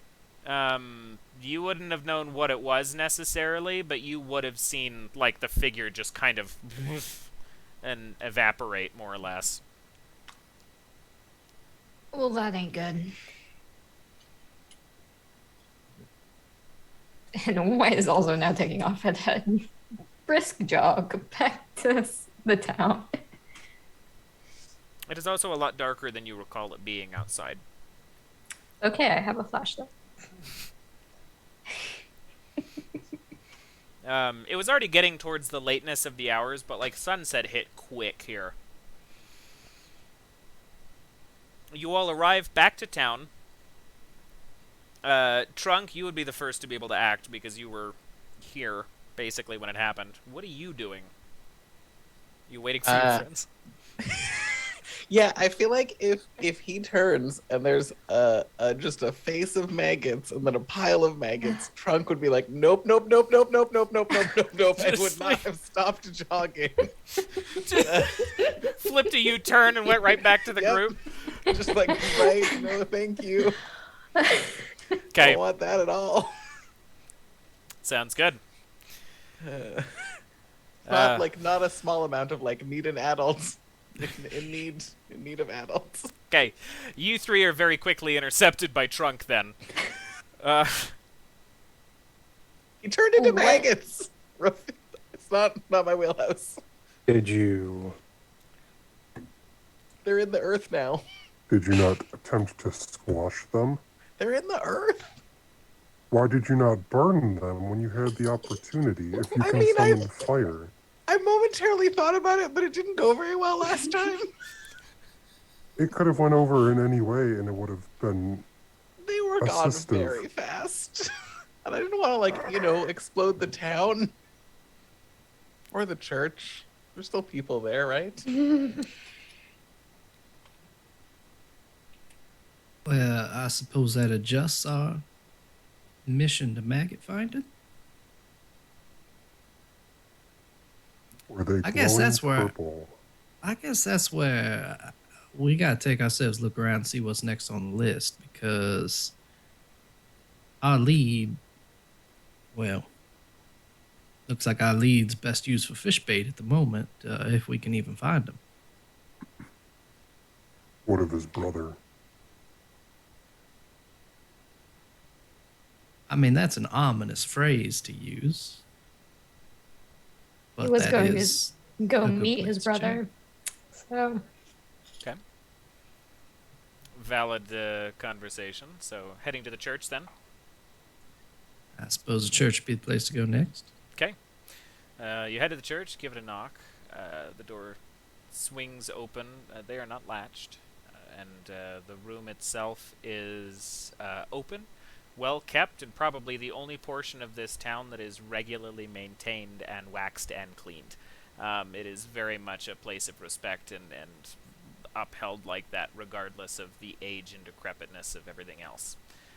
In the center of the space is the brother. My brain totally blanked there. The brother who is walking back to, or who was presumably walking to the doors when you had opened the doors. He was already kind of on his way outside, so he's walking forward, and the three of you, or the four of you, stand like in the doorway as he stops and gives you another hail. He goes, "Can I help you with something? I was just about on my way out for to do my evening rounds before settling in." Now, we don't want to be too presumptuous, so I think the best way to lead this conversation is with a question. Has your brother ever been able to, let's just say, explode into a cloud of maggots and crawl beneath the earth? Very subtle. No. No, he has not. Why? Did that occur? Well, would you find it odd if it had? Yes. Speaking significantly. hypothetically. I got your subtlety. Just hypothetically, that would be out of the norm. That would be incredibly out of the norm. Yes. Now, would that be concerning out of the norm, or would that simply be an oddity of It sorts? would be concerning in a manner that I would like to know whether or not this is hypothetical.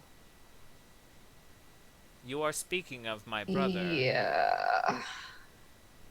I just kind of steps to the side and shows the cloak and the staff that are now on the ground.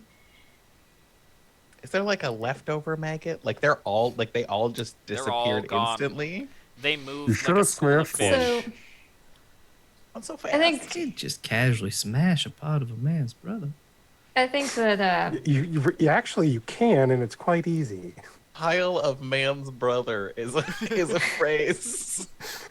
I hate it. this is going to have to be a situation, Archbishop, where we need to walk and talk. You said you were doing your evening rounds. I was, yes. So- what happened? Walk and talk. We Your are doing brother- this. I still would like to know what happened. Your brother investigated the meteorite. I and Trunks ran into him while going to check it ourselves. He warned us about it and was walking out towards, I assume, town. And when Trunks and I encountered said meteorite, it was covered in fungus on the floor with crystals and that had an entity within. Do you think the meteorite is to blame for what happened to my brother? If your brother cannot turn himself into bugs, then I can only assume so. This entity claims to assimilate and destroy. Okay. And Captain White, you mentioned a purple glow to his eyes as well, did you know? I did. Is that Which new? was Purple glow. Did your brother's eyes ever have purple glow? No. Not that I'm familiar with, though. I'm just covering all our bases, you see. No, he has not. And we are not particularly magical individuals, but the Raven's Queen's divinity has been known to show itself in purple luminosity before, so that's... out of context, it wouldn't be as much of a concern. yeah, he said that one too. Because it's accurate. The Archbishop is walking, you're noticing he's not really having conversations with anybody. He just kind of, there's like 2 knocks, and then from out of his robe he pulls basically like a bundle of crow feathers that are like sashayed together and have a little like cord loop on them, and he's like hanging them up on the above the doorpost of each of these houses as he goes. Just more ritualistic stuff, but it's not really making rounds to make sure anybody is okay. He's just like offering some kind of ward as he goes. You get about 4 houses down during this conversation, and you can hear screaming from one of the buildings across the way, at about 5 houses beyond that.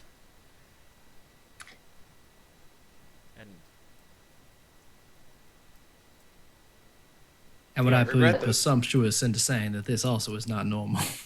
No, it is not. Please, you have more context to this than I do, and he... you guys get mostly across the way to this house before another kind of sonic boom kind of comes just out of the woodwork sound-wise. There's no perceivable location for this to have occurred, and it's not necessarily a shockwave in the same way that it was, but during this sound, the dark of the night sky splits like somebody tearing a ribbon down the middle, and you can see like extra cosmic marbling of just the whole spectrum of purples and deep blues littered with stars, very much abstracted to the rest of the sky, now just kind of moving like liquid through the center of this space above town. And the Archbishop stops and is kind of between this and is like, I don't... You were correct in whatever you had assumed from coming here. I assume you have a plan to assist. Yep, that was kind of the point of why we're here. Understood. Well, I have to tend to my people. You have work to do. If you need assistance, let me know. Or any way that I can help, please. Try to set up a defensive point. Is the church the biggest option? Will it house everyone from the village? The church is large enough to house the whole population. We built it specifically for the size of our congregation. Does that seem like a good defensive point to the rest of you? I think that is a sound choice. Now, to be fair, the last time I saw something like this in the sky, it was just some poor young teenager that wanted his privacy back. Right. And Braz will just kind of bring out his rapier and just bull rush the screaming. Okay, so you're heading towards the screaming. The Archbishop is going to follow you and says, and just kind of shouts at everybody else, and he says, if everybody else is trying to, if you are setting up defenses within the church, I need everybody knocking doors and shepherding the rest of the citizens into that church as quickly as possible. Well, I thought that we would tend to the screaming while you did the gathering. That works fine too. If there's anybody else in there that is safe and you can get them out, please. And he will turn on his heel then and start just running the line of doors on both sides and trying to get people out. You four then head towards the building with the screaming. And as I assume you're just bursting in the door, is that correct? Oh yeah, I'm. Okay. I didn't think there was going to be stopping there, but I just figured I'd check. So you burst through the door. Oh, go ahead. Just as a note, White's gonna say, I'm gonna trust y'all to handle that. I'm gonna make sure these people are covered before that shit starts coming down from the sky. Okay. You do what you feel is necessary. So, Captain White, where are you stationing yourself in this town?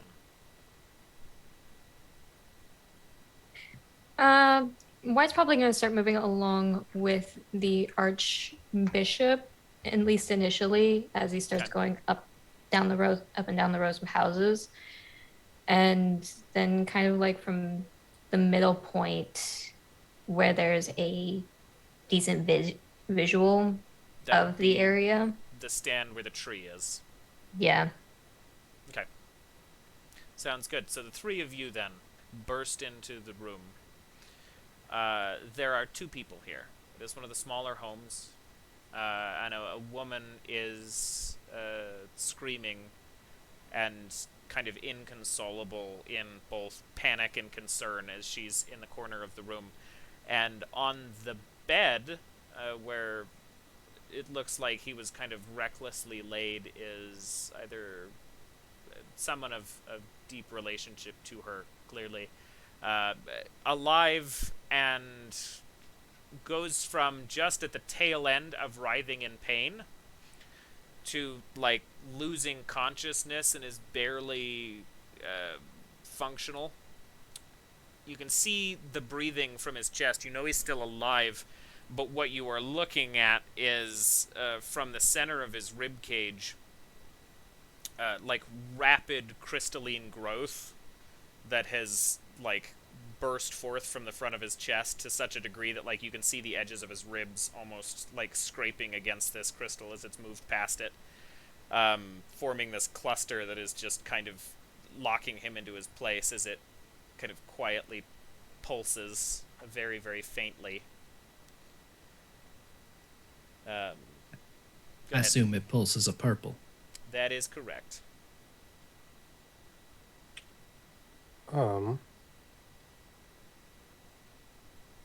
Well, I have two things I can do. I can either destroy it, or I can try to dispel it.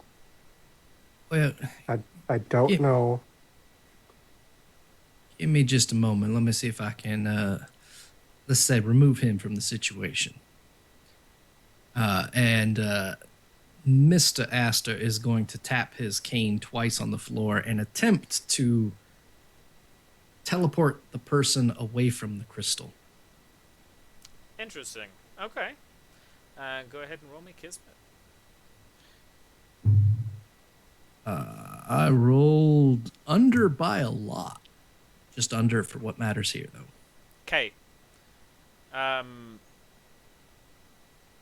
You go to cast and you take a tap and you move the individual in the manner that you had hoped. But what had it done is, in the absence of those, or with the crystal still intact, the movement of him has now caused the space to begin to hemorrhage. Again, still alive, but he is no longer being kept alive by a sealed cavity. They tried to move in tandem, but not perfectly, and now he is going to bleed out if something is not done. Oh. Well, that's one of two problems removed. Well, good thing I can fix the other. And Braz will kind of go up and just like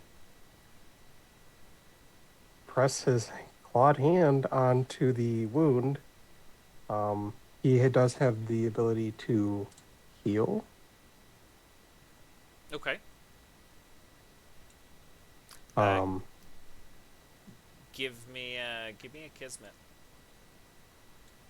Come on. No, it's under. Okay. You heal the wound. The bleeding stops. You staunch it. And you accelerate the growth by a couple centimeters very visually of the crystal that is leaving him in the process. At this same point in time, Captain White, you can hear from... Because you guys can't hear anything over this woman screaming. But you can hear from 3 different points in town, beyond just this one, screaming begin, or pain, or, panic beyond what just was. One of which is an individual who is currently collapsing in the middle of the field, having been ushered out of the space, and you can watch him, frantically, roll himself over, clutching his chest as the same thing is happening to him. There are 2 other locations you're finding the source of this sound, as from the split in the sky, dozens of these, bull mastiff-sized, partially bipedal, clawed, translucent monstrosities begin falling from the stars and landing and kicking up anything they can, making a beeline to people indiscriminately. Campfire, campfire, campfire, campfire. You're not outside. You can't deal with that yet. So I'm here doing covering fire.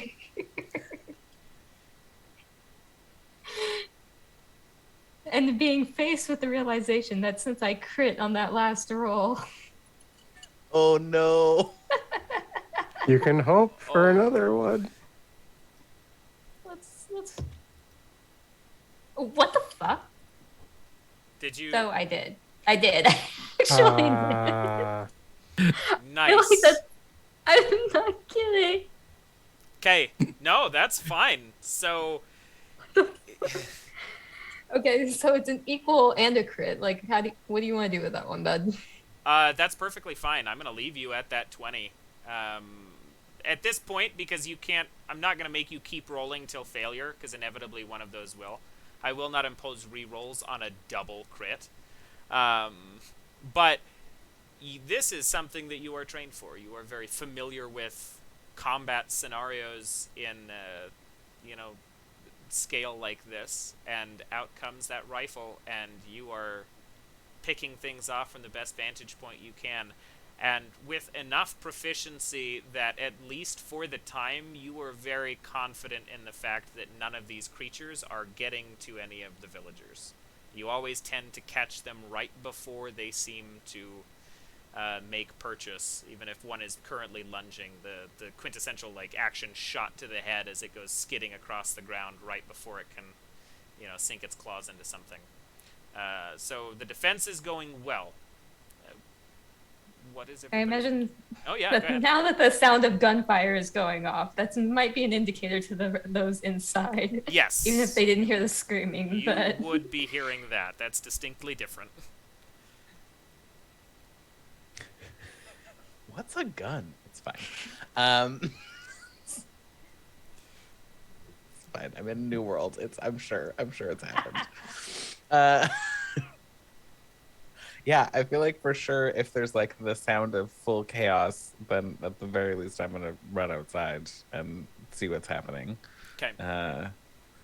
And attempt to be helpful, which in this context might be I'm gonna try and aid in whatever way I can, which might be thinking campfire, campfire, campfire. Okay. Sounds good.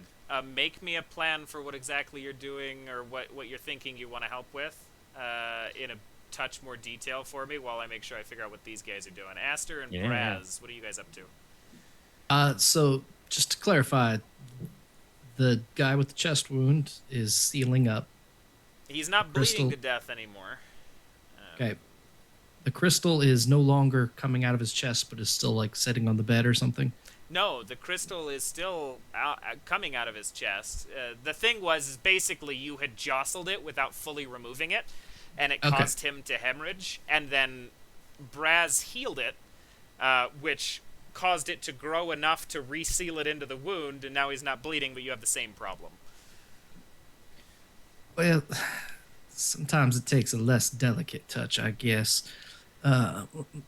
Braz, if you would be prepared for the worst, I'm going to reach over with my big claw and just try and crush the crystal. Okay. Sounds good. What is... Braz, when he says that, what is your interpretation of? What are you prepping for? I'll have my rapier in one hand, but I'll have my other one ready to, like, seal the wound again if necessary. Okay. So I'm not going to make you roll for the crushing of the crystal. You got a big old claw. They are destructible. You shatter this crystal. And you can see the space where the wound, you get little bits of detritus in this crystal, but the base of the crystal that you had just crushed, you can see almost grafting and gaining its growth from like a mycelic connection to its venal network, feeding off of the circulatory system, and as it's destroyed, it has lifted just a massive cavity and back to hemorrhaging. If you are trying to save him, I will need another roll. Okay, well, let's hope. My last Kismet left me at a 4, so... Hey, that's where mine left me. I shouldn't get super fucked, but let's go! Oh my god! It got lower! You rolled lower than a 4? I got a 3. Why? Because I chose to do digital dice, and I'm getting just absolutely Oh, you wrecked. poor man. Okay, I'm sorry. So, you close up the wound and manage to heal the individual's ailment, but not before there is enough life left in him to save him. He has lost enough blood over the time it takes you to actually close that space that it almost wasn't have worth done in the first place, as this individual lays on the bed, or aside the bed now, lifeless. But the crystal is gone. For Captain White and Trunk, you wouldn't realize that the crystal was gone at the time, but you do notice that there is almost like chromatic aberration that occurs along the edges of the tear in space, as it kind of shudders for a second and shifts color, becoming unstable for a minute before re-equalizing itself. Trunk, what are you up to? Yeah, I mean, I think if I go outside and there's just a bunch of gross things dropping from the sky trying to eat people, I would like people to not get et. And so I'm going to,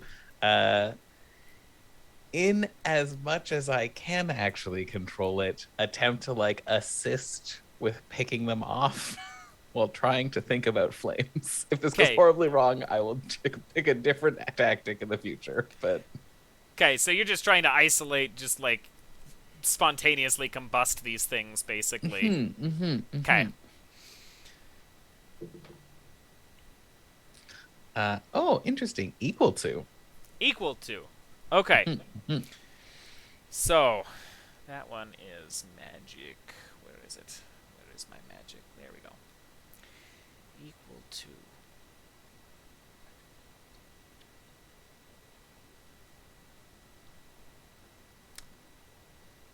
Okay, so you notice two things. One, the magic goes well. You immolate the first one, and you watch. Its flammability is pretty high for biological creature, and it goes up in flames very quickly. And the thing that you notice is that because this does not leave a corpse, the killing of this thing having burned it, it separates itself as probably a safer bet to get rid of these things, as opposed to Captain White, who keeps laying these things out, and every time he kills one, the corpse will fall, and then just kind of rise in reverse order back through the space and kind of vanish through the portal as corpse. And then short times after, more drop. But burning it to death did not do that. Oh. I hope that somebody else was paying attention and made that connection. I'm watching everything. So I have faith in you. this is my job. I'm thinking so hard right now. I have total faith in you. So watching the fact that it just burns and does not rise up, the switch clicks and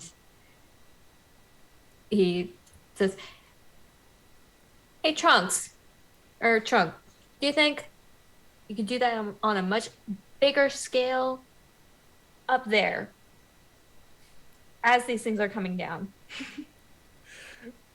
Sure, why not? At the very least.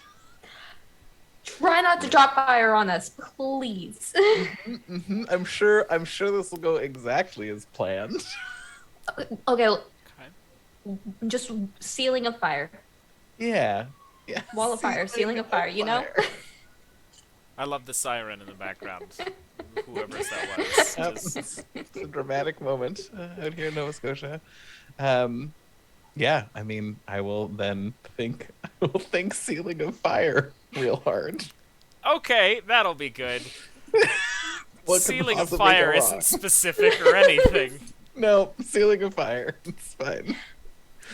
I'm very good at stays in place. Yeah, I'm It's just very fine. good at taking direction. Very literal. Ceiling of fire. We're gonna. Is this gonna be like the spirit bomb from fucking Dragon Ball?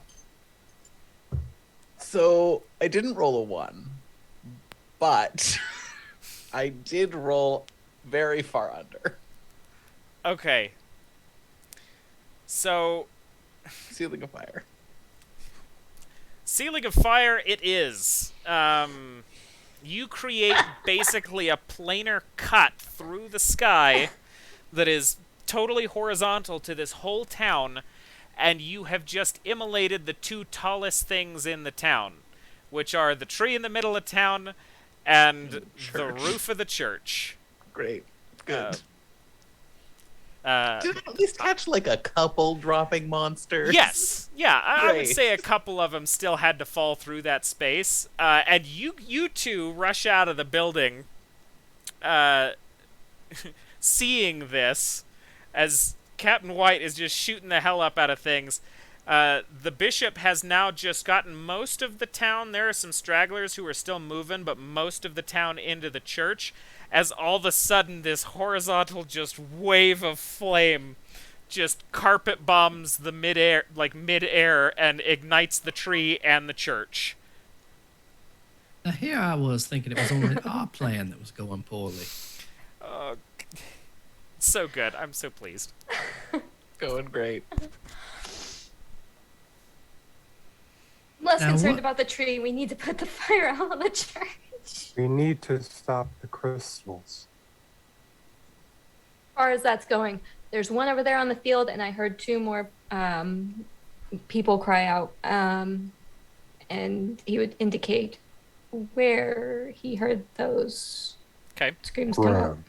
Grand. Well, Grand, and Braz will grab onto Aster, and he's going to use a dimension door to get to the field person. Okay. Swoop. Give Let's me hope- a Kismet roll for your magic. I swear you- to Cowboy Christ, if I roll lower than a 3, now if you give me just 1 second. I got a 6, I got above. Hooray. Okay, and you are both very quickly blinked over to the individual who has now reached his catatonic state, laying in this space in the field in the middle of town. Sorry, I did not have time to explain. No, that's fine. It's just going to take them a little bit to get back to where they were. I'm going to take my smaller of my claws and knock on my own carapace, and about a half dozen of those little mantis strip looking things are going to crawl out. Now, little fellas, you see that crystalline shape right there on that fella there? Little mantis trimmers. I need a lot of you to head out and find any others like it. You got that? All right, and you come back, find me when you find them. You got that? All right, now you need to get going, y'all. Okay. And the 6 little shrimp are going to spread out to find more crystals. Okay.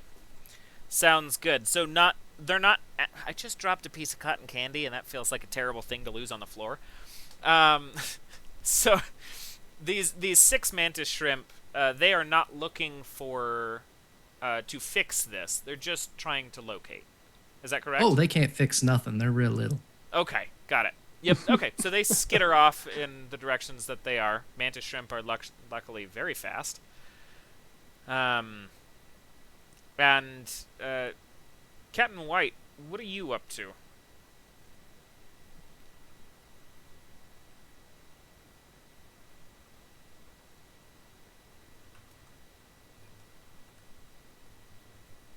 Think White is still keeping kind of that overwatch position, covering, making sure that these stragglers that are still moving towards the church are covered. Okay. But if most of them are nearing the church now, he'll start moving back, especially because now that tree he was under is on fire. That is also correct. You are right. Your burning branches begin to fall as you. So you're making your way to the church. Yes. Putting yourself between like the refugees and the monsters. I take it. Is that the idea? Yep. Okay. I need a Kismet roll to navigate the battlefield, keeping yourself safe in the process. It's a 7, so very, very under. Okay. So, you rush all the way through. You're doing real well. Shooting the beasts as you can to keep them off of you, to keep them off of the last stragglers heading into the church, which may or may not be a good idea right now. But hey, they're still going. They're heading into the church, and as the last person gets into the church, you can hear the door slam, and you take a breath, like on the steps, and you are the first person to notice that as you turn around to put your back against, basically face the battlefield now, just spin back around, Isaac's cloak had recorporeal, like all of the things from Isaac's cloak had refilled that space, and looking at you as you turn, like right in front of you, and a hand made out of these things grabs you and takes you from the steps of the church and throws you over him, and just basically sends you skidding back into the middle at the base of the tree. Impact landing not pleasant. And he now stands between you and the church, looks at you, kind of assesses, and then turns to proceed into the church. Let's do Braz and Aster. Are you trying to do the same trick to get rid of this one? Do you think that we can try this a second time? If it does not work, If it does not work, I will try something else. Well, let me try what I was going to the first time and just separate the two a little bit more delicately. And I'm going to tap my cane on the ground and again try and teleport them in 2 different directions. Okay, sounds good. And that is a natural 20. Very nice. It only had to be higher than a 4, and I wasted a 20. A clean break, quite literally. A perfect separation between the arterial connections to this, like, mycelic root from the crystal. The crystal now lay on the ground, and because it was such a perfect break between, there is no... The cavity is still present, but the bleeding is minimal. He will survive this. He will need medical attention, but, like, he's not hemorrhaging because the arterial structure is intact. Now, you see, that's the way that was supposed to go the first time. The crystal, however, is still glowing, so someone's going to want to do something about that. But Yeah. I'm going to take my electrified rapier and also set it on fire and just stab the shit out of this fucking crystal. okay, I'm not going to make you roll for that. It's not defending itself. You shatter the crystal. And you are good on 2 of the 4. Once again, you watch this, like, chromatic aberration and the shift in the portal above you. And it does, at this point, begin to dwindle a little bit. The quantity of things coming out of it, however, does not, as things start to increase in numbers to bolster the ranks of whatever horrible thing is heading towards the church.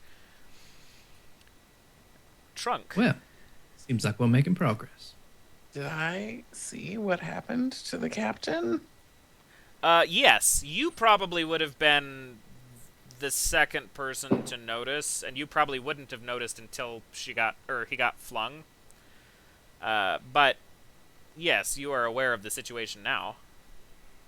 Great. Then remembering the scolding I got when I didn't explode Maggot Man into 1,000 pieces, I'm gonna try and, like, funnel the ceiling of fire into the dude before he gets into the church. Just take all the fire that's lighting the church on fire too, and just funnel it right like, into him. Piping it, just A little tornado, just explode into maggots or whatever. This is bizarrely similar to how everything happened in the last time I ran this episode, and it's almost hilarious. Yeah, go ahead and roll Kismet for me. Over. Over. Because I was so low. Very easy. Okay. So you send this, you manage to siphon the flame off of the top of this building and just kind of spin it like cotton candy back down onto this larval mage as it goes to immolate the mage itself. The fire sits and burns pretty consistently for a moment until it kind of snuffs out. And the mage is now no longer concerned with the church, but pretty pissed off at the rest of you. You also, all of the robes that it was wearing are gone, and you are seeing just basically a black writhing shadow walking towards you, made out of maggots. Nope. Do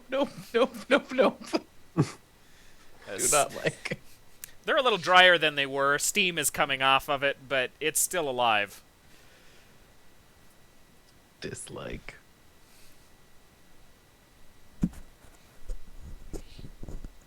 At this, I will say too, at this moment, this being, you would also get the insight, because it was over, there's more success to be had than just pissing it off. The insight that you got into that, the creatures that are still on the field, these translucent monstrosities, are very much functioning in tandem with this beast, and most everything has turned its direction from the church to you. So right now, all monsters are eyes on the party. Great. love those for us. uh,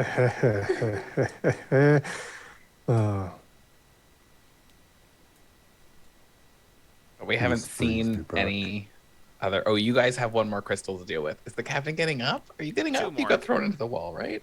There's two more. I got thrown into a tree, and I'm probably now just kind of recovering from that and forcing myself to my feet. Okay.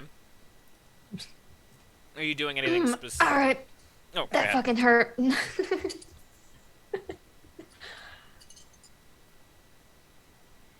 Taking an assessment of the situation is getting slammed into something makes you a little bit disoriented. So confirming the church is no longer on fire. Church is no longer on fire. That's good. We've toasted Maggot Man, and he is very much angry with us, along with the other creatures. And Aster and Braz have dealt with the second crystal. Correct. Okay. I feel like I would run towards the good old captain here because I feel like I would be a little worried. Want to make sure you're okay before we presumably jump back into the fray, and or the fray jumps onto us. Is how I actually feel like this is about to happen. But yeah, after being great, good, sure, a little bit of flame. Don't want Maggot Man. Must check on friend. But also, Maggot Man, look, he's here for us. He'll see you approach and just kind of raise his hand like, I'm good. Let's focus on this. And what seems to be the more encroaching problem? The swarms of creatures, are they encroaching towards us faster than Maggot Man? Creatures are a lot faster than Maggot Man. Yeah. Maggot Man is Yeah. a slow menace. These creatures are in full sprint. What else is in full sprint is those mantis shrimp. They have at this point returned to you, and you are. Do you communicate with them on a deep level, or do they have to just race back to where they're going? I can understand them, but I imagine that I've got to be there with them. Okay. They give you enough affirmations that each of the little search parties have found the other two crystals. Well, that's good news. You all did a wonderful job. I appreciate that so very much. Mr. Braz, there are 2 additional crystals. I think the fella that started this whole thing thought there'd be 3 or 4. It seems there's going to be 4, and they are that way and that way. Unfortunate. And just grab an arm and jupe. Okay. That is not the exact Okay, so sound. are you still teleporting together? We're not splitting up for this. You're going to bounce between them together? Yeah. Okay, sounds good. All right, give me a roll for magic. Hold on to that number for a second. From my gatherings, then, Trunk and Captain White are holding off the horde. Is Yeah. that okay? Tell me. I wasn't over. I'll tell you the number first. It wasn't over, but Is there a way I can assist? I mean, I can keep lighting things on fire. But is there a? you think you can make just a barricade around us without setting more shit or us on fire? Like a tube? You want me to put us in the middle of a tube of fire? Not all the way to the sky. Just Right, because getting up the Shoulder? top will be the hard part if this goes wrong. This is not. That's the yeah. Because we'll be able to climb out over. Yes, this is how it look. works. I'm not gonna tell you how to use your power. I don't understand how you use your power at this point. Me neither. It's fine. The only other thing I can do is talk to birds. It's not. That's what I got. That explains the chicken. Anyway, the conversation is going, and White is just popping off shots, trying to nail things as they get closer to them, prioritizing those that are obviously closer. Okay. So you're taking shots. Trunk, are you following with this plan? What are you up to? Yeah, again, very good at taking orders. For sure, if there is a suggestion for things, I will give it a try. I think probably the goal is actually to like still keep, like I don't want to put fire directly in front of the gun because that would be a little useless. And so just like around, potentially just around us, but like with an opening so that you can see what you're shooting. Okay, so you're creating more of a funnel than anything. Mm-hmm. Yeah, that works. Go ahead and give me a magic roll. It's not gonna go good, guys. It didn't go good. Is that just an under? Yep, it's just an under. It's one of those like every success feels threatening in this game. Every success is like, make sure you don't care about your next one, though. That will be a conversation that I'm very interested to have. But you do exactly what you were intending, and more. You got a little bit too focused on all of the things that Captain White was saying about what not to do, and you end up creating a full tube, no opening, basically to the sky. Great. Wonderful. It's awesome. It's warm. It is warm. It's comfortable. It's a cold cliff's edge town, so you're doing okay. Braz, hopefully our friends cannot see us because I feel like from the outside that might look like I just erupted us in flames. You just immolated yourselves. Congratulations. It depends but on like, is it like a legitimate solid wall of fire, or is it where like it flicks in and out? No. You can This still is semi-perceive through it. This is like 5e wall of fire. Like this is God thick enough you damn ain't it. seeing shit. Just shoot. There's no people about. However, despite the fact that you two can't do anything, you can still hear occasionally like these monsters still hitting the wall and popping and sizzling. Because they're not the brightest, but you can't do anything, so you're just hoping it's working. Braz, what did you roll? I rolled over. I am at a 10 right now. Very I have nice. fear. Okay, so you guys make it inside the building to the second crystal, per the Brine Shrimp's instructions. This is a young woman who... You can see the whole space. She probably lives by herself in this home, and you can see it's. She keeps just like racks of different farming equipment and things, and she is currently on the floor, presumably having tried to reach for something to use as a weapon before she left, because one of the racks of like rakes and things is fallen over, and she had tried to clutch one before she got hit with such pain. Well, I can try and separate again, but I got this horrible feeling it's going to get ugly. It worked so well last time, though, that I just cannot think of a reason that I wouldn't do it again right now. So I hope you're ready to fix any problems that may proceed from this attempt. It is that or just crush it. Well, but Make a decision.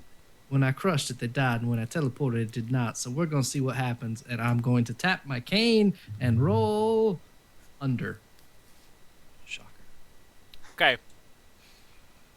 So you roll under, and you do teleport both pieces in opposite directions. But you end up teleporting, like, more of the person with the crystal than you would have liked. And basically everything, like, shoulders up and, like, waist down went that way. And, like, the crystal and the rest of her torso went that way. She is 100% dead, and it's horrifying. That didn't go as planned. You're up. I'm gonna hold my mouth and just try to prevent myself from puking, because that's a horrifying fucking situation to be in.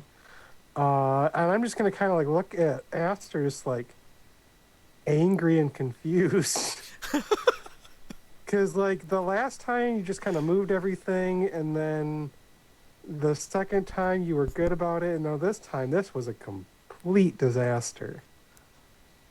I don't recall this particular species. Can you just regrow one end and the other, or just die off, or No. does it become two now? It's like an These axolotl. are, and I look at them. I assume they're human-esque. The entire village is human. Oh, yeah. No, humans have an okay regenerative system, but not for this. We need to go. And I'm gonna grab him. Well, oh shit! Wait, no. There's a crystal. We gotta blow it up. Yeah, first. just casually crush the crystal with my big claw on the way by. Just passively get rid of it as you get ready to bamf off the other direction. Okay. I'll lean down in front of the head side. My apologies, ma'am. Is she gone? Does she need to be yeah. mercied? Oh God, I would Okay. hope so. Yeah, I'm making she's sure. not. I'm not that much of a To be monster. mercied. Listen, No. I need to ask if she need to be mercied. No, fine. No, she is dead. Okay. So you are rolling to teleport to the other room, I think. Is that right? If we're finished with the third crystal, it's Yep. teleport to the fourth. Okay, so you go to teleport to the fourth. Meanwhile, in the middle of the main space, the sounds kind of stop, or at least are drowned out by the fire. You can't quite tell.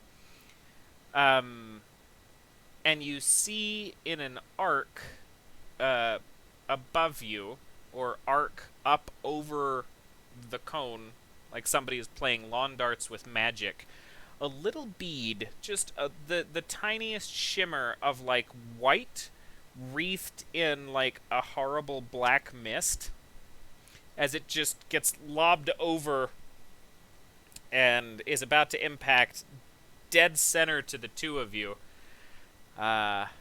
If either of you can quickly think of anything you would like to do to avoid this, you are welcome to. Otherwise, I will proceed with my narrations.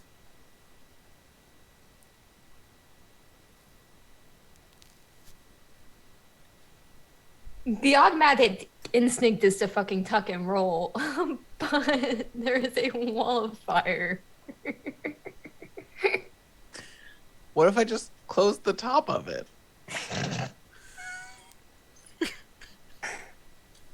I need Do you it. to make your You're on- decision first, and then I'm gonna act. Is that what you would like to do, Trunk? Yeah, what if it just becomes... That's how it works, right? Nothing can pass the wall of fire, so I'll just Oh close God, the top you of are it. on thin fucking ice, my guy. Go ahead, and give me a Kismet roll. What's great about this game is that I rolled good, and then I rolled just slightly worse than that, which means it's still looking bad for me. Oh no! What did I you? did it. I summoned it forth. I rolled a 1. Oh my god. Damn it! Okay. I knew Okay. it would happen. I knew it would happen at this moment.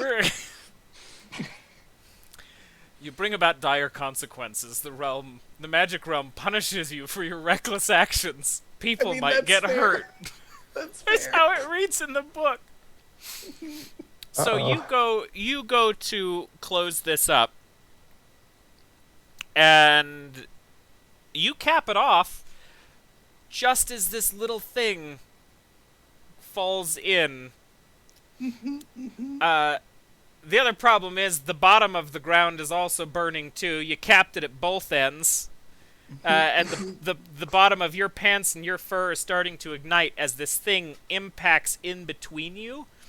And a just a massive explosion of dark energy shoves you both, with damage alone from each of from that itself, through the walls of fire either direction, scorching you both in the process, leaving just a tube of fire in the middle of the space, and you are both going to be asked to now roll Kismet for death. Well, luckily, I rolled a 1 recently. Sorry about that, Captain. I guess we're going to figure out if there's going to be a second season or not, Captain White. How are we gonna flavor this? Like, It's fine. We're in somebody a kill me? we're in a space-time. We're in a space-time pocket. It's fine. I will get there when we get there. But this is 10, great that so HP under. it's under. Okay. Under. I'm over. Obviously, I'm glad I didn't roll another 1 because then I feel like I would deserve to die. I was curious. I was really curious. Okay. So, Killing someone else potentially worse than killing yourself. Trunk? But, whatever. Trunk, you are head empty, but you are big in heart and big in thigh, and you can survive a hell of a lot of impact. But also, you know that what needs to be done is necessary to such a point that the will of just the good-hearted nature of a himbo pushes you back to your feet after a couple minutes. You regain consciousness and manage to kind of stumble back up. Legs a lot shinier than they were before, missing much of their hair. But you are alive and functional, injured, but functional. Kismet at 10.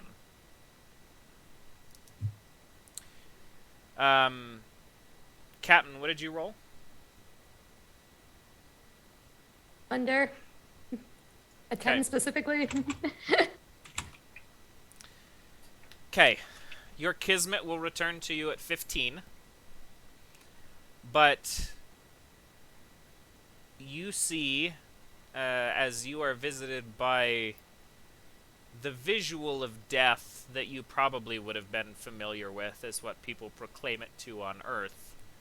You are out for a curious amount of time, and in this black space of nothingness that you're kind of left in for a moment, death approaches you to take your hand, and you offer a trade. What are you bargaining with death? What are you providing in return, or promising in order to come back?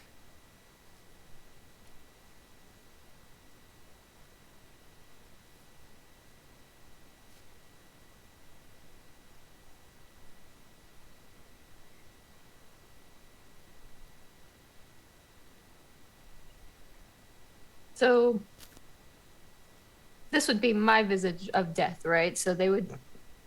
Yeah, this is what Be an you would entity that- perceive death as.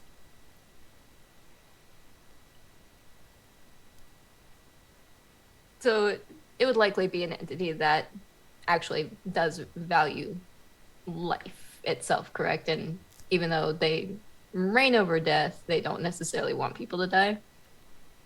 Well, I guess that's my question. What visual representation would Captain Tomi White have of death? Would it be the stories that we hear on Earth of the Grim Reaper kind of thing? Do you practice a particular religion that would have shown you a god here? What do you see? I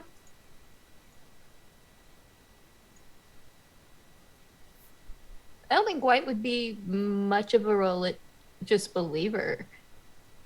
Like he wouldn't necessarily be an atheist, but he would put more stock in actual science than any sort of religious belief. Okay. So in which case, if you are setting yourself aside religious belief, the last welcomer of death that you were explained to probably would be on the forefront of your mind, and visited to you is the visage of a beautiful, very pale woman, wreathed in a cloak that just fades into the rest of the scene, with the sheen of like a full top piece of like just dark raven feathers, almost just shapelessly falling into the rest of everything. Hair left to billow behind her. Again, kind of the same dark to a deep blue, like comic book shimmer, as it moves. And she looks down at you, and she says, "Are you ready to come with me? There is still work on the other side."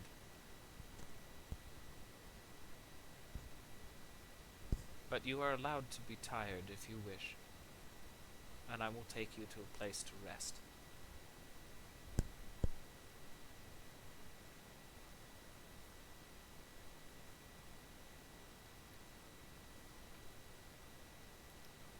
I gave my word saying that I was going to help these people.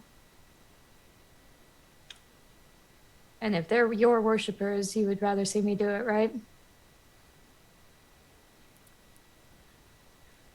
They are my worshippers, but they turned their back on me a while ago. They don't worship me. They think they do, but I've been pushed out of the realm of their religion by something deep within the wood that keeps them alive and manipulates them. This is not my town anymore. They are my people, and I will shepherd them when they pass, but I have no control over them. What I do have control of is this moment. If you would like to go back, I can help you. But death is cosmically unforgiving. At some point in your life, me sending you back will come at a great cost. It's not for me to decide, but you will see the effects of your return somewhere. Maybe not today, but at some point.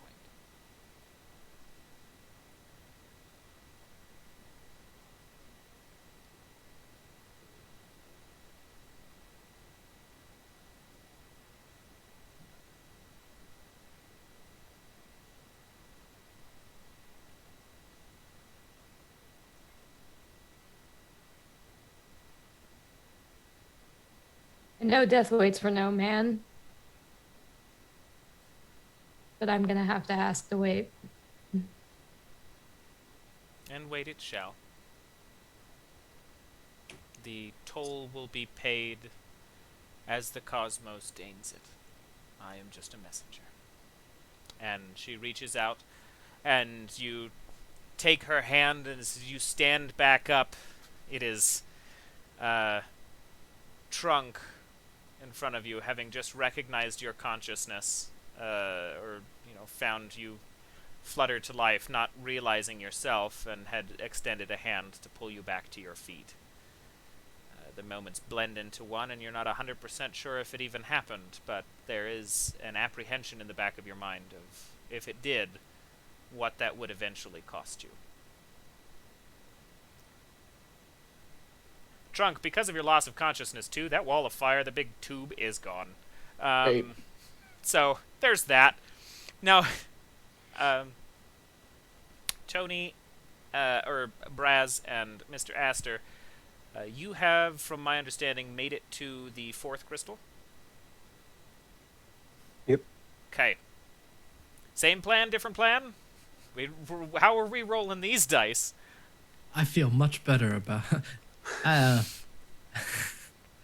have reason to believe that this is going to go much better than it did moments ago. I think that I have adjusted for this particular cosmos. I would hope so. Sometimes you just gotta believe, Mr. Brass. Sometimes you just gotta believe. I'm teleported apart. He's gonna roll a 1. I only have to beat a 4. I rolled a 7. 7 is more than 4. Good. I would say if you roll a 3 like I did before. I was gonna be so sad. Yeah, I know. Okay, so once again, in beautiful form, as you had supposed, you managed to remove. This time, it almost doesn't even make sense to you to move them both simultaneously. Maybe that was the trouble, putting yourself through more effort, and you just choose to teleport the crystal a bit to the left and all of its connections. And it is smooth, and it works, and once again, you have a stable person who will need medical attention but will probably live. 2 for 2's pretty good, I suppose. Do you want to poke it, or do you want me to crush it? Yeah, it doesn't even take the word, just, stab. Okay. Lightning, fire, shenanigans. The crystal is shattered, and Captain White and Trunk watch as the rift in the sky is zipped closed, leaving you on a cold, not glowing night. But not before all of the translucent monsters are evacuated through the same porthole that they had fell through. However, whatever monstrosity Isaac had been consumed by or succumbed to continues to advance. Unhindered or uncaring as to whether or not you two had actually even died, you are alive and functional now, and it is moving. Okay. If you, I'm gonna. You know what? I heard us. I'm gonna let everybody else make a choice before I do.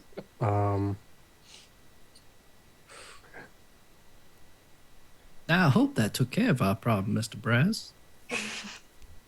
Well, there's only one way to find out. And we're going to have to try to teleport, although I don't think I'm going to get better than the 17 that I rolled for us to even get here. Well, if I recall, all these houses are on the same street. We could just walk. I don't think we really know where we are in relation to where...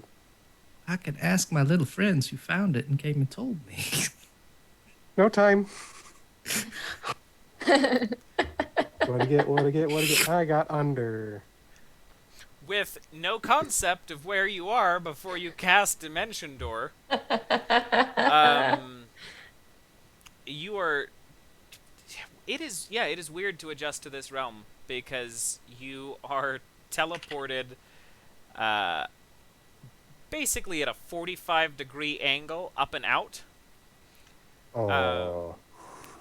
And are sent falling at least a short distance, an unpleasant distance, but a short distance, and collapse on top of your friends. Oh. Wait, who collapsed on whom? Because that might matter a little bit. Yeah, we'll keep stacking order the same. Braz, you landed on Captain White. Oh. Which means Mr. Aster just landed on Trunk. And I just got up. God, you're heavy. Sorry. Are you alright? Get out my life. Not that heavy.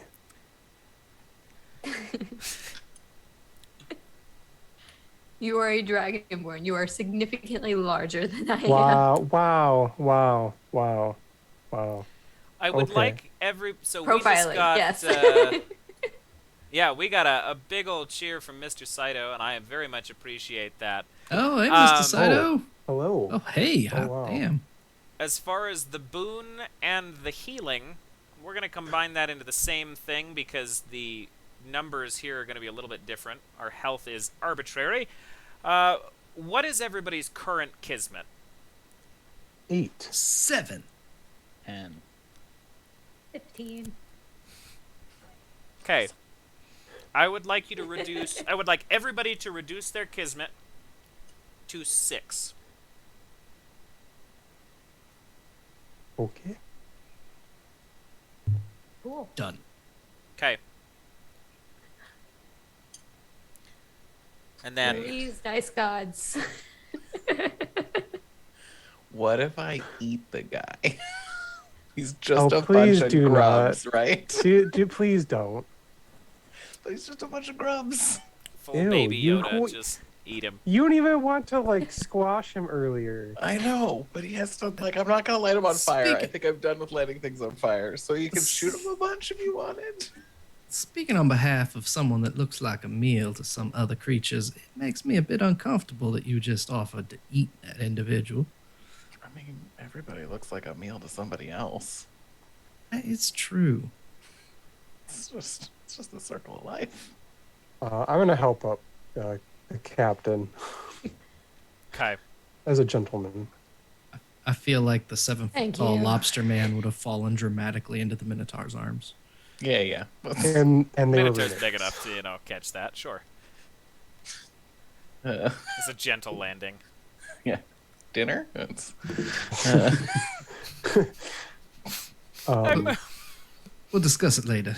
I can't help that now I'm imagining you said dinner and Mr. Aster just fell into your arms, and I'm imagining like Mr. Aster falling into your arms like the steamed pill bug from Emperor's New Groove like unfolds. Like Oh my god. that's so sexual. It's so suggestive. Oh It's my God, Suggestive body anyway. movement.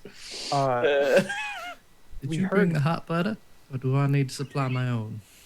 oh Jesus Christ. I appreciate you. This is becoming There's like for a Victor. maggot monster coming for us in the background. I don't know if the church is still steaming. Gentlemen, please.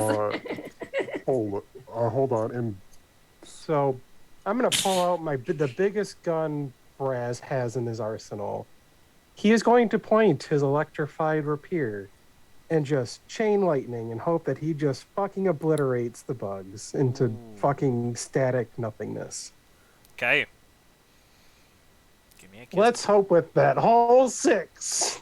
If I roll a 1, just fucking kill me. I don't think Luca would be super pleased that I just let you fucking die. It's fine. It's not Luca's character, but I got a 15, so I'm golden. Nice. So you I'm brass, but it's fine. Oh my god, did you make that joke about is Braz If you're a asking about brass top dragon? brass, no, I did not make the joke. My friend did. I never noticed it, and I'm like, God fucking damn it. I made this character. God damn it. That's really good though. Yes. I'm pleased. Top brass. Top It's brass. Anyway, yeah, so you extend that that electrified rapier and surge magical energy through it. Chain lightning spills across the front of this creature, arcing between each individual maggot, almost looking like a full like nervous system branching, as what HP is miming as they just begin to start popping like hot grapes. Hot grapes. Yeah, you never just like put grapes in the Not microwave. popcorn. Never not just the put thing your that grapes everyone in the would microwave? think of. Yep. Hot grapes. Everybody's first thought: hot grapes. Common food: hot grapes. Common pops. Mads, is this something that you did as a child? No. Did you put I- grapes in the microwave? I have put gummy candy in the microwave. I've never put grapes in the microwave. That feels gross. No, that is a McElroy bit, and I cannot take credit for it. I just think it's funny. You know.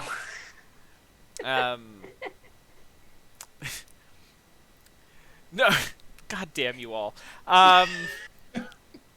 So this creature erupts into all of the little bits of terrible black detritus that is left over after each one of these just electrically explodes, and the larval mage is gone. Holy cow! Thank you, Mr. Saito. Very much appreciated. Well, goodness, I feel silly for being so We'll put distracted. hot grapes into every game if it helps. Yeah, we're hot grapes, man. I'm This gonna is- eat hot grapes on stream next time. TPK is pro hot grapes, y'all. TPK is pro hot grapes. Okay, so TPK is pro hot grapes. It's officially written down now. Somebody who has access to the TPK Twitter, tweet that. The larval mage is gone. Left in his wake is a circle of soot and some small bits of flesh left from these maggots. And the town goes quiet. There are... All you can really hear out here, honestly, at this point, is the labored breathing of the one man you left a hole in who's sitting out in the middle of the field. But, again, still alive, so I'm sure it's not that bad. I'll take care of him in a minute. As the sounds go away, a different sound shows back up, and it's a voice that two of you have heard. And you hear, with all of the fury of just the stars screaming down at you, goes, "Why would you interfere? I told you to leave this alone." Oh man. Somebody's got their knickers in a twist. I'm not finished with any of you. It is upset that it was wrong. You know, I am It is upset upset that it has found failure. I am upset that you forced my failure, and you have all subsequently forced my hand. This realm is no longer worth my time, it seems. There's other locations for me to visit. Well, it Enjoy your seems to me small that- victory. Seems to me that you, well, you got rode hard and put up wet, so I'm not too concerned about what it is you might threaten. You get no response from that.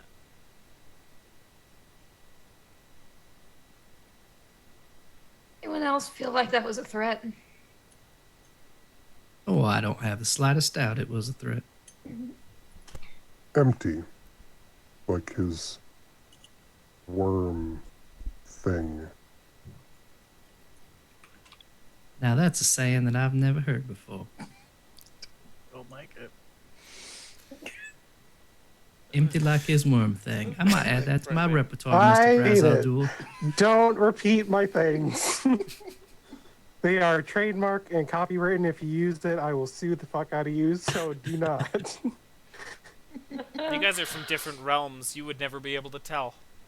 I'm not sure your I- legal system you know holds up what? where I'm from. I will come to every realm and copyright it in every goddamn thought of and unthought of realm just for the shits and grins. I love the idea that this is actually Braz, who's just like, there are certain things that just like, he just lost his whole demeanor. It's just like, hey buddy, fuck you. That's my words. Do not touch those.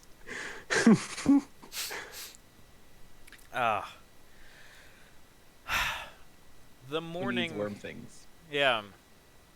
The town is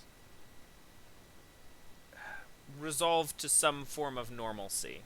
And you go to sleep, finding some kind of rest and respite here from all of the gratitude that this village could offer for having saved it. Upon awaking, curiously, whatever time aberration had caused this restores you to the the present state of this space, not the version of it that was originally accosted 9 or so months ago. Except this time they are down a few more people. As far as they are aware, you are friends of the original party and spend some time feasting in the banquet that they have prepared in the morning. Vast amounts of bacon and eggs and biscuits and root vegetables. It's a good breakfast, and it goes on for probably an hour and a half of just food coming back and forth, as this is they hold very strongly to this being the most important meal of the day. And you are thanked by them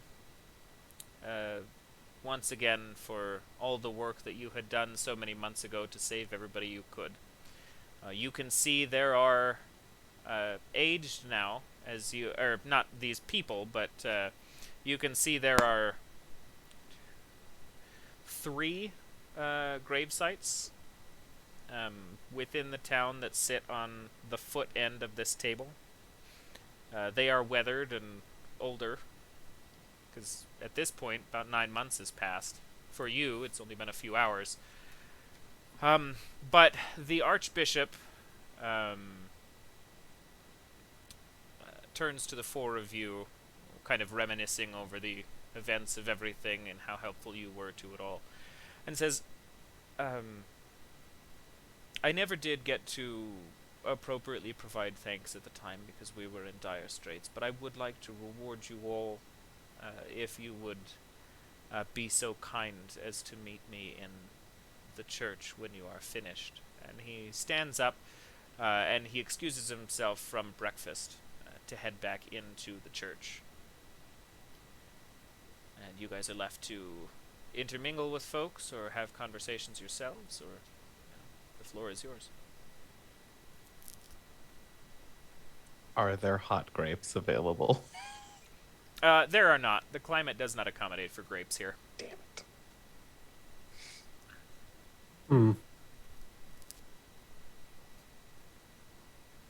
I'm not sure about the rest of all you, but I do have some other business to attend, so I'm not sure if Mr. Gold will be heading back to retrieve us or not. If not, I may need to be finding my own way back. I would like to leave. That sounds nice. If need be, I might be able to, but I feel pretty confident I'll be able to go where I need to go. I suppose it's only polite that we entertain the Archbishop, receive whatever accolades it is that he has in store for the lot of us, and head on back our own ways. right. Okay, so you all travel towards the church and open the doors and walk in to the keg. As strangely as you had entered this place, unfortunately the Archbishop never sees the 4 of you re-arrive at the church to have that rewarding conversation, as whatever cosmic force maintains the keg recognized your work being done in the realm and sought you summarily returned.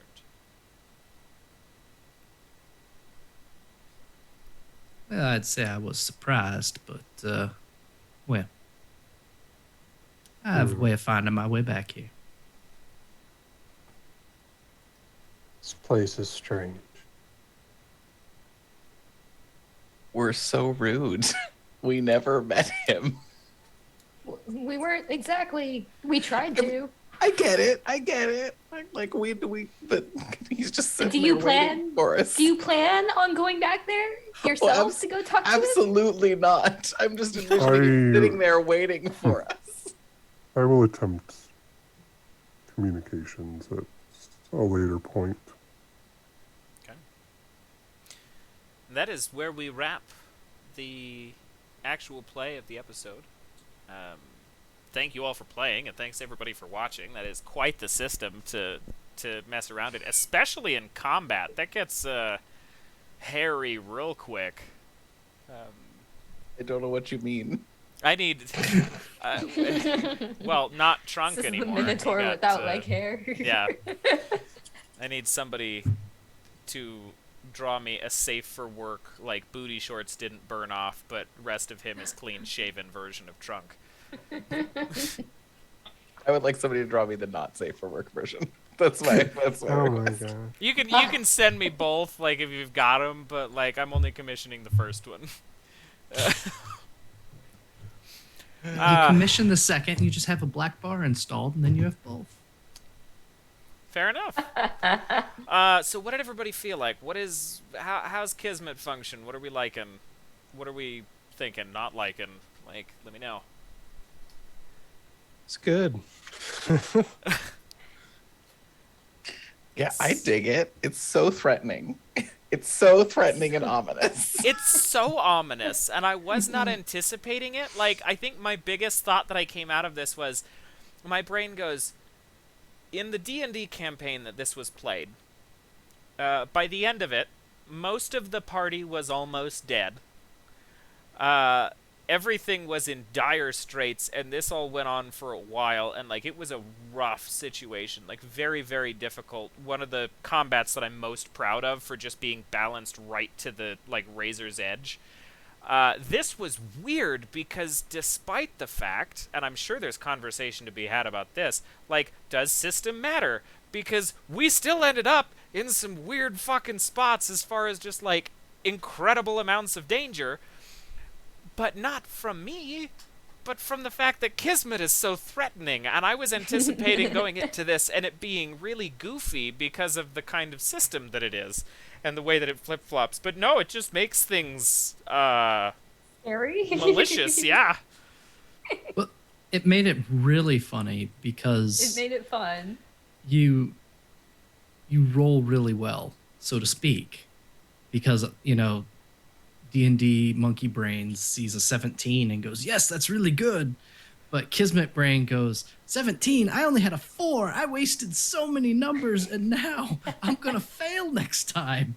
Whatever I do, I'm going to fail. And that really affects, like, player decision-making and character decision-making to where, you know, I rolled the natural 20 and I had no reason not to try the exact same ability again and knew it was going to go bad.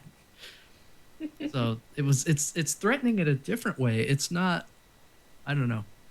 It's not like I never really felt like my character was going to die, but I felt like every single decision was just so, which way is it going to go? Yeah. I did die. I'm sorry. Blown up by your own party member. Is that how fire spells normally work, though? Like, Yeah. That's... no, but I agree. It was fun to watch you, particularly HP, be like have that battle internally between, like, the meta says no, but Aster says yes. Yep. Like, and that's... I have no reason to suspect this is going to go horribly. I'm trying to find, like, a scenario in which this system would be perfect, because I feel like there are things that flop back and forth so intensely that heists, that's what it is. Heists would be incredible in this system, because the whole enjoyment of a heist is when things go bad, and being able to anticipate complications in the meta and then, like, fuck around with how those affect things is really cool. I just had a thought. So, Green Ronin wrote the Expanse RPG, and the Expanse RPG has a system in it called the Churn. And the intention is, and it comes from a quote from the show, the better things are going for you, the more likely things are going to go terribly at any moment. That's like a theme in that they intend to have in the game. And when I DM'd it, I never really had that sense. It was just tracking for the DM to do. You know, you get 1 point for this, and you can spend these points to do that. And it ended up being a huge amount of bookkeeping. And I couldn't help but think that this type of system, the Kismet system, would work better for that churn feeling to come across than that massive complex mechanic.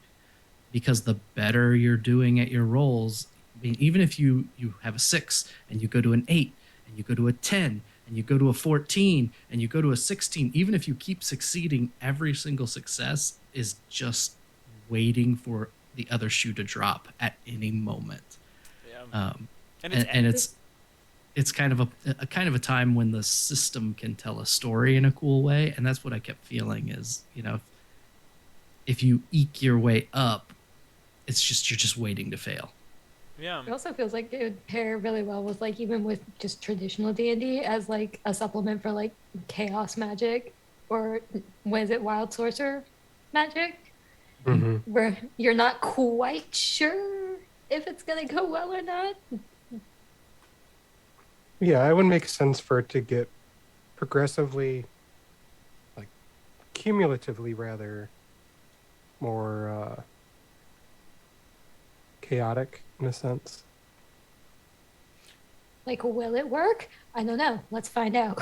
Yeah, and I think interestingly too, because there is, if you play this system as written, there is no health mechanic.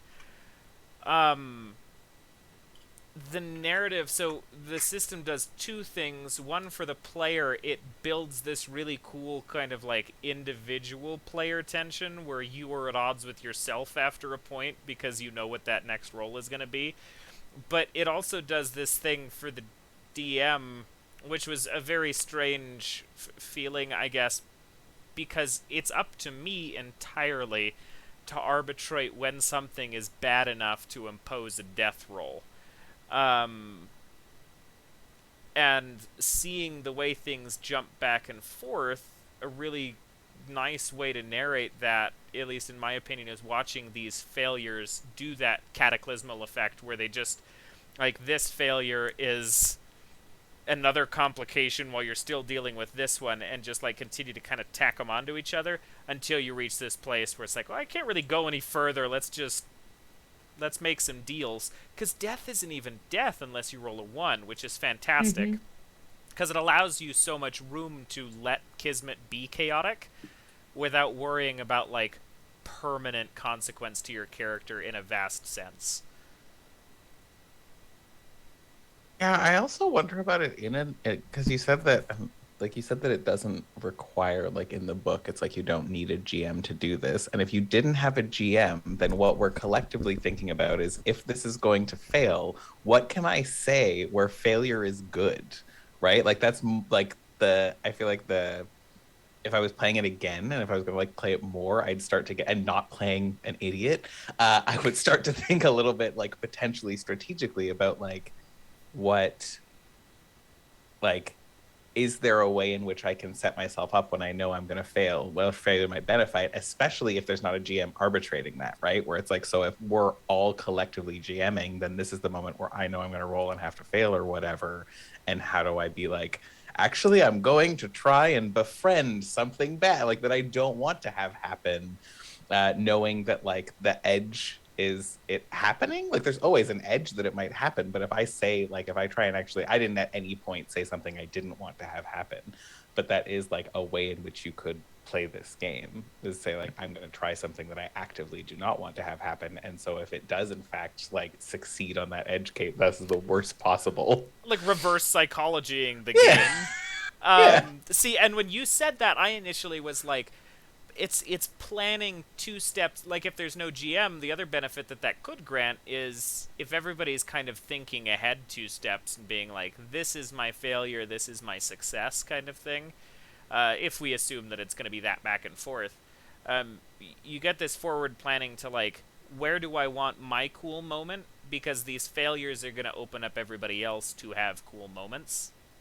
Yeah. And that's nice, because as a GM-less game, you know that you're going to end up kind of having to impose your own failing moments, and it allows a good window for other people to lean in and help or spotlight them for something too. So it's a really good round table, I feel like, for something GM-less.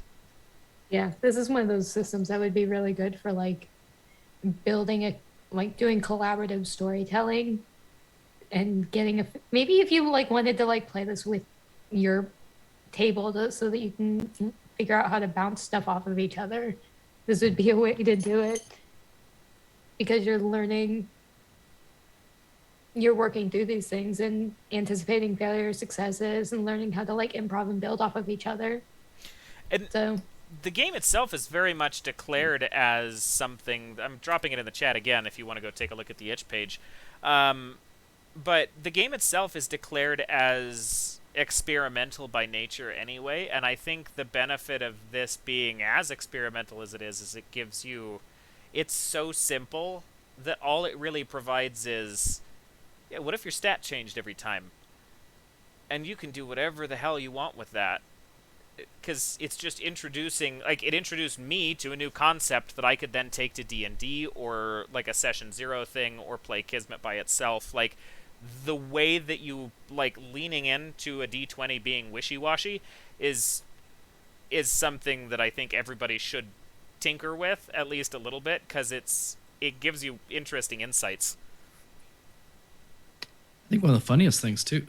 So, I mean, this is a 32-page rulebook where 10 pages are either blank or just filler art. And, like, the entire rules, I don't think there even has to be a difference between action and magic. So you instantly... A third of the rules are already redundant. So, I mean, it's just really funny to see what... I mean, basically, this is now my... So you want to play a RPG for the first time game? This is one that comes to mind now. Because it is no rules. It's one die.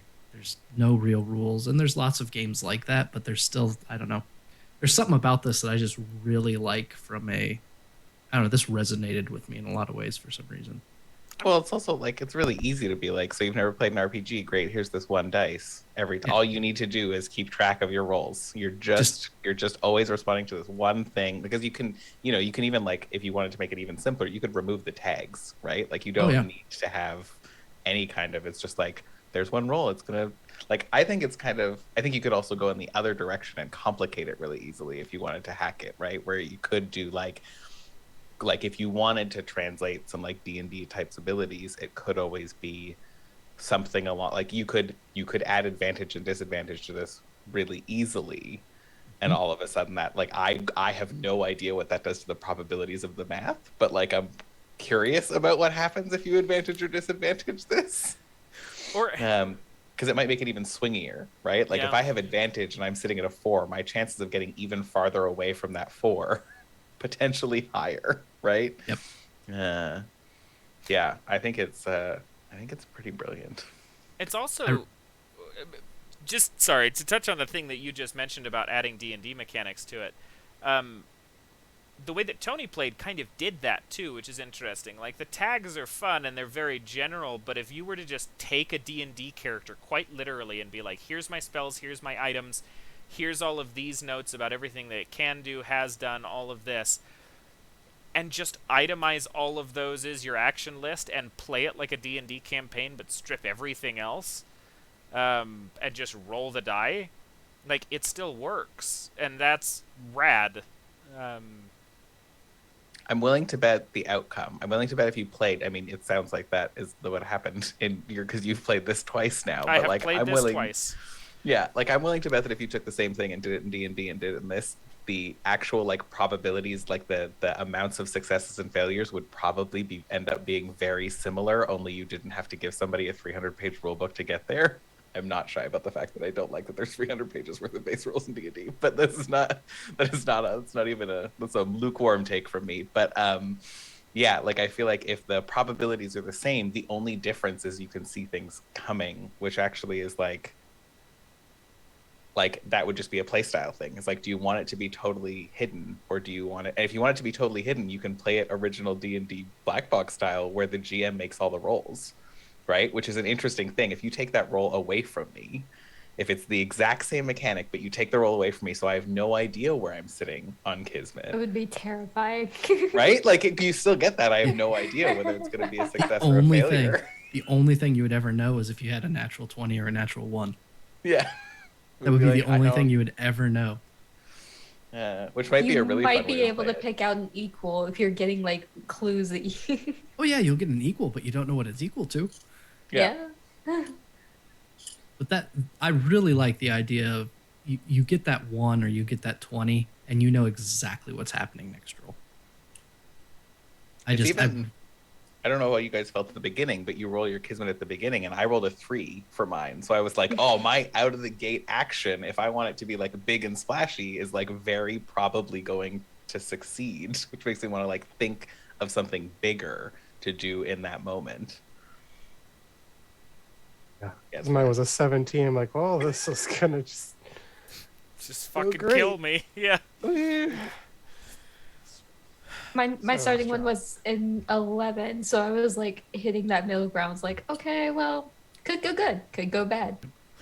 It went well, and then it got this- really bad. Yeah.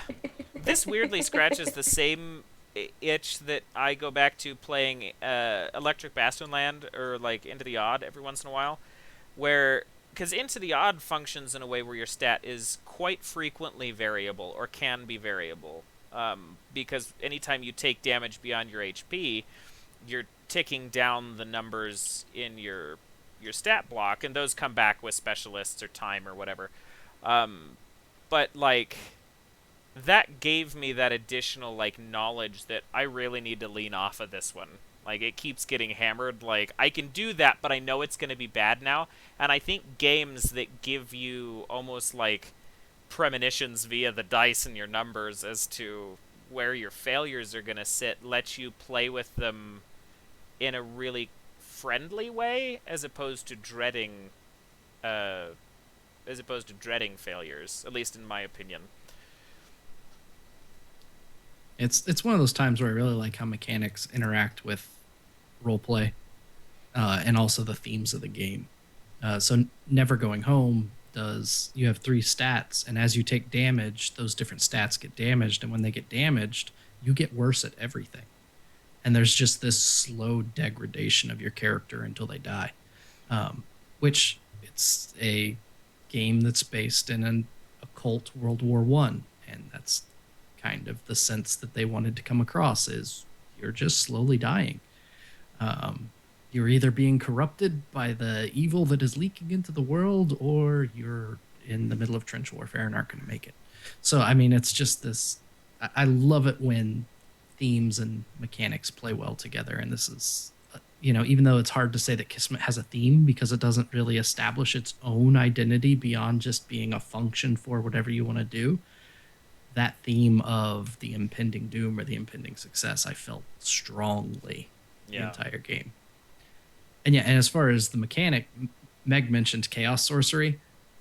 Having a Kismet dice for chaos sorcery, for wild magic rather, in 5e would be 1,000,000 times better than the current wild magic rules that are a huge book of mess that never happen. Because It's literally just a bunch of tables, isn't it? it's a from bunch of what I tables, and remember. it is Yeah. it's an It's a arbitrary table. roll, a d20, and it's stupid, and it hardly ever happens, and it's anyway, And they don't this make would- enough sense to the situation 90% of the time for them to feel engaging. Because it's a Yeah. table, and most of them are so random or just kind of unnecessary. Yep. They're not great. But I wholeheartedly agree. We are also rounding close-ish to our time, because this ran closer to the length of one of my D&D sessions.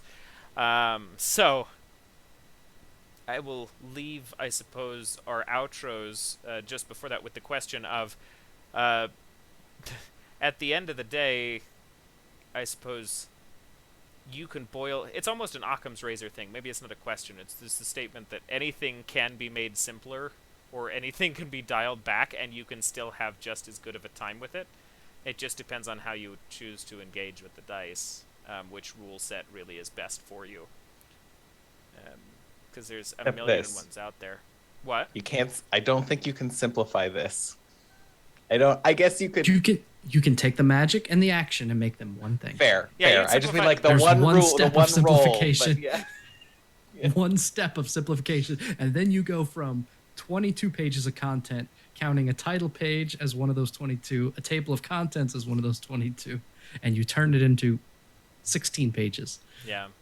Oh, yeah, but more concisely, maybe, this is just a really good example of why there are so many different systems out there, because everything appeals to somebody's need to let the dice reflect what's going on. Some people like it all very minute, and, charted out specifically, but sometimes it doesn't matter. And with having played this same module piece twice, the dice really don't matter to how the story goes. It just changed how we interacted with the space, which is super fucking cool. And I appreciate everybody for coming along for the ride. Do we want to hit up outros on the way, and we'll get out of here? I appreciate you too, Mads. Appreciates about you. That's what I appreciate. Is that what you appreciates about me? It is. I need to pull it back about 30%. All right, HP, I you are first. have been the last hit point hero. Tonight I played Mr. Leeland Montgomery Aster III and have greatly enjoyed my engagement with this strange purple entity that is trying to destroy whatever it was trying to destroy. You can find me next at next Tuesday. Is it next Tuesday? No, Tuesday after. When we playing, Tony? Audible shrug. I think it's All right. Check out the this coming calendar. Tuesday. It's Great. Check out the 17th. calendar and wait for no, I got one better. Wait until we get around to Tony, and Tony will tell you when Oathsworn is playing next. That's it. That's me, down to Max. Beautiful. Yeah, I am Max Lander. That was super fun. That was great. I played Trunk, a big, well-meaning bonehead. Caused so much chaos. Hopefully the right amount of chaos. Yeah, I mean, find me online. Yell at me about chaos on the internet. Max Lander. Spectacular.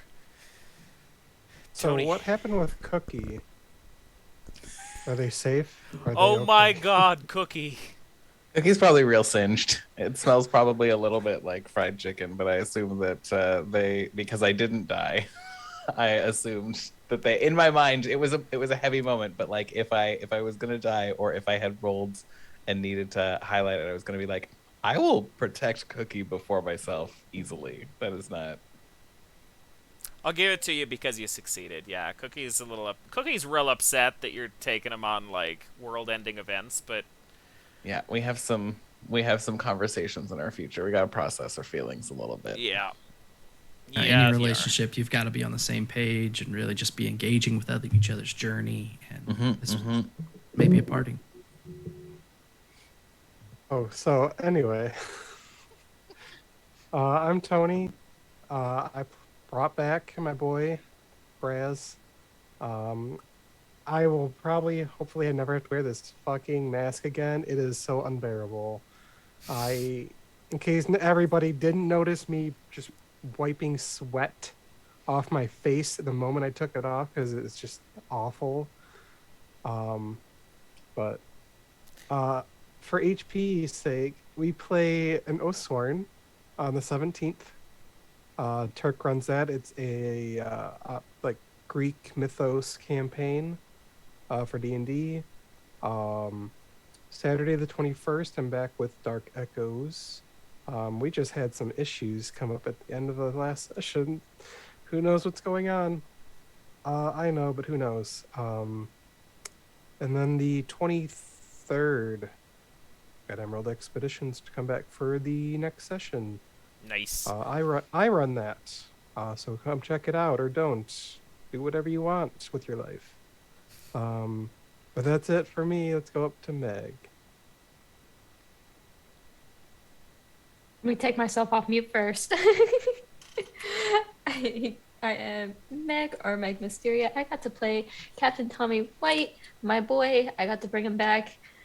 I am probably going to regret playing in this game with my GM, because if there is a season 2, I can't wait to see what these consequences are going to be.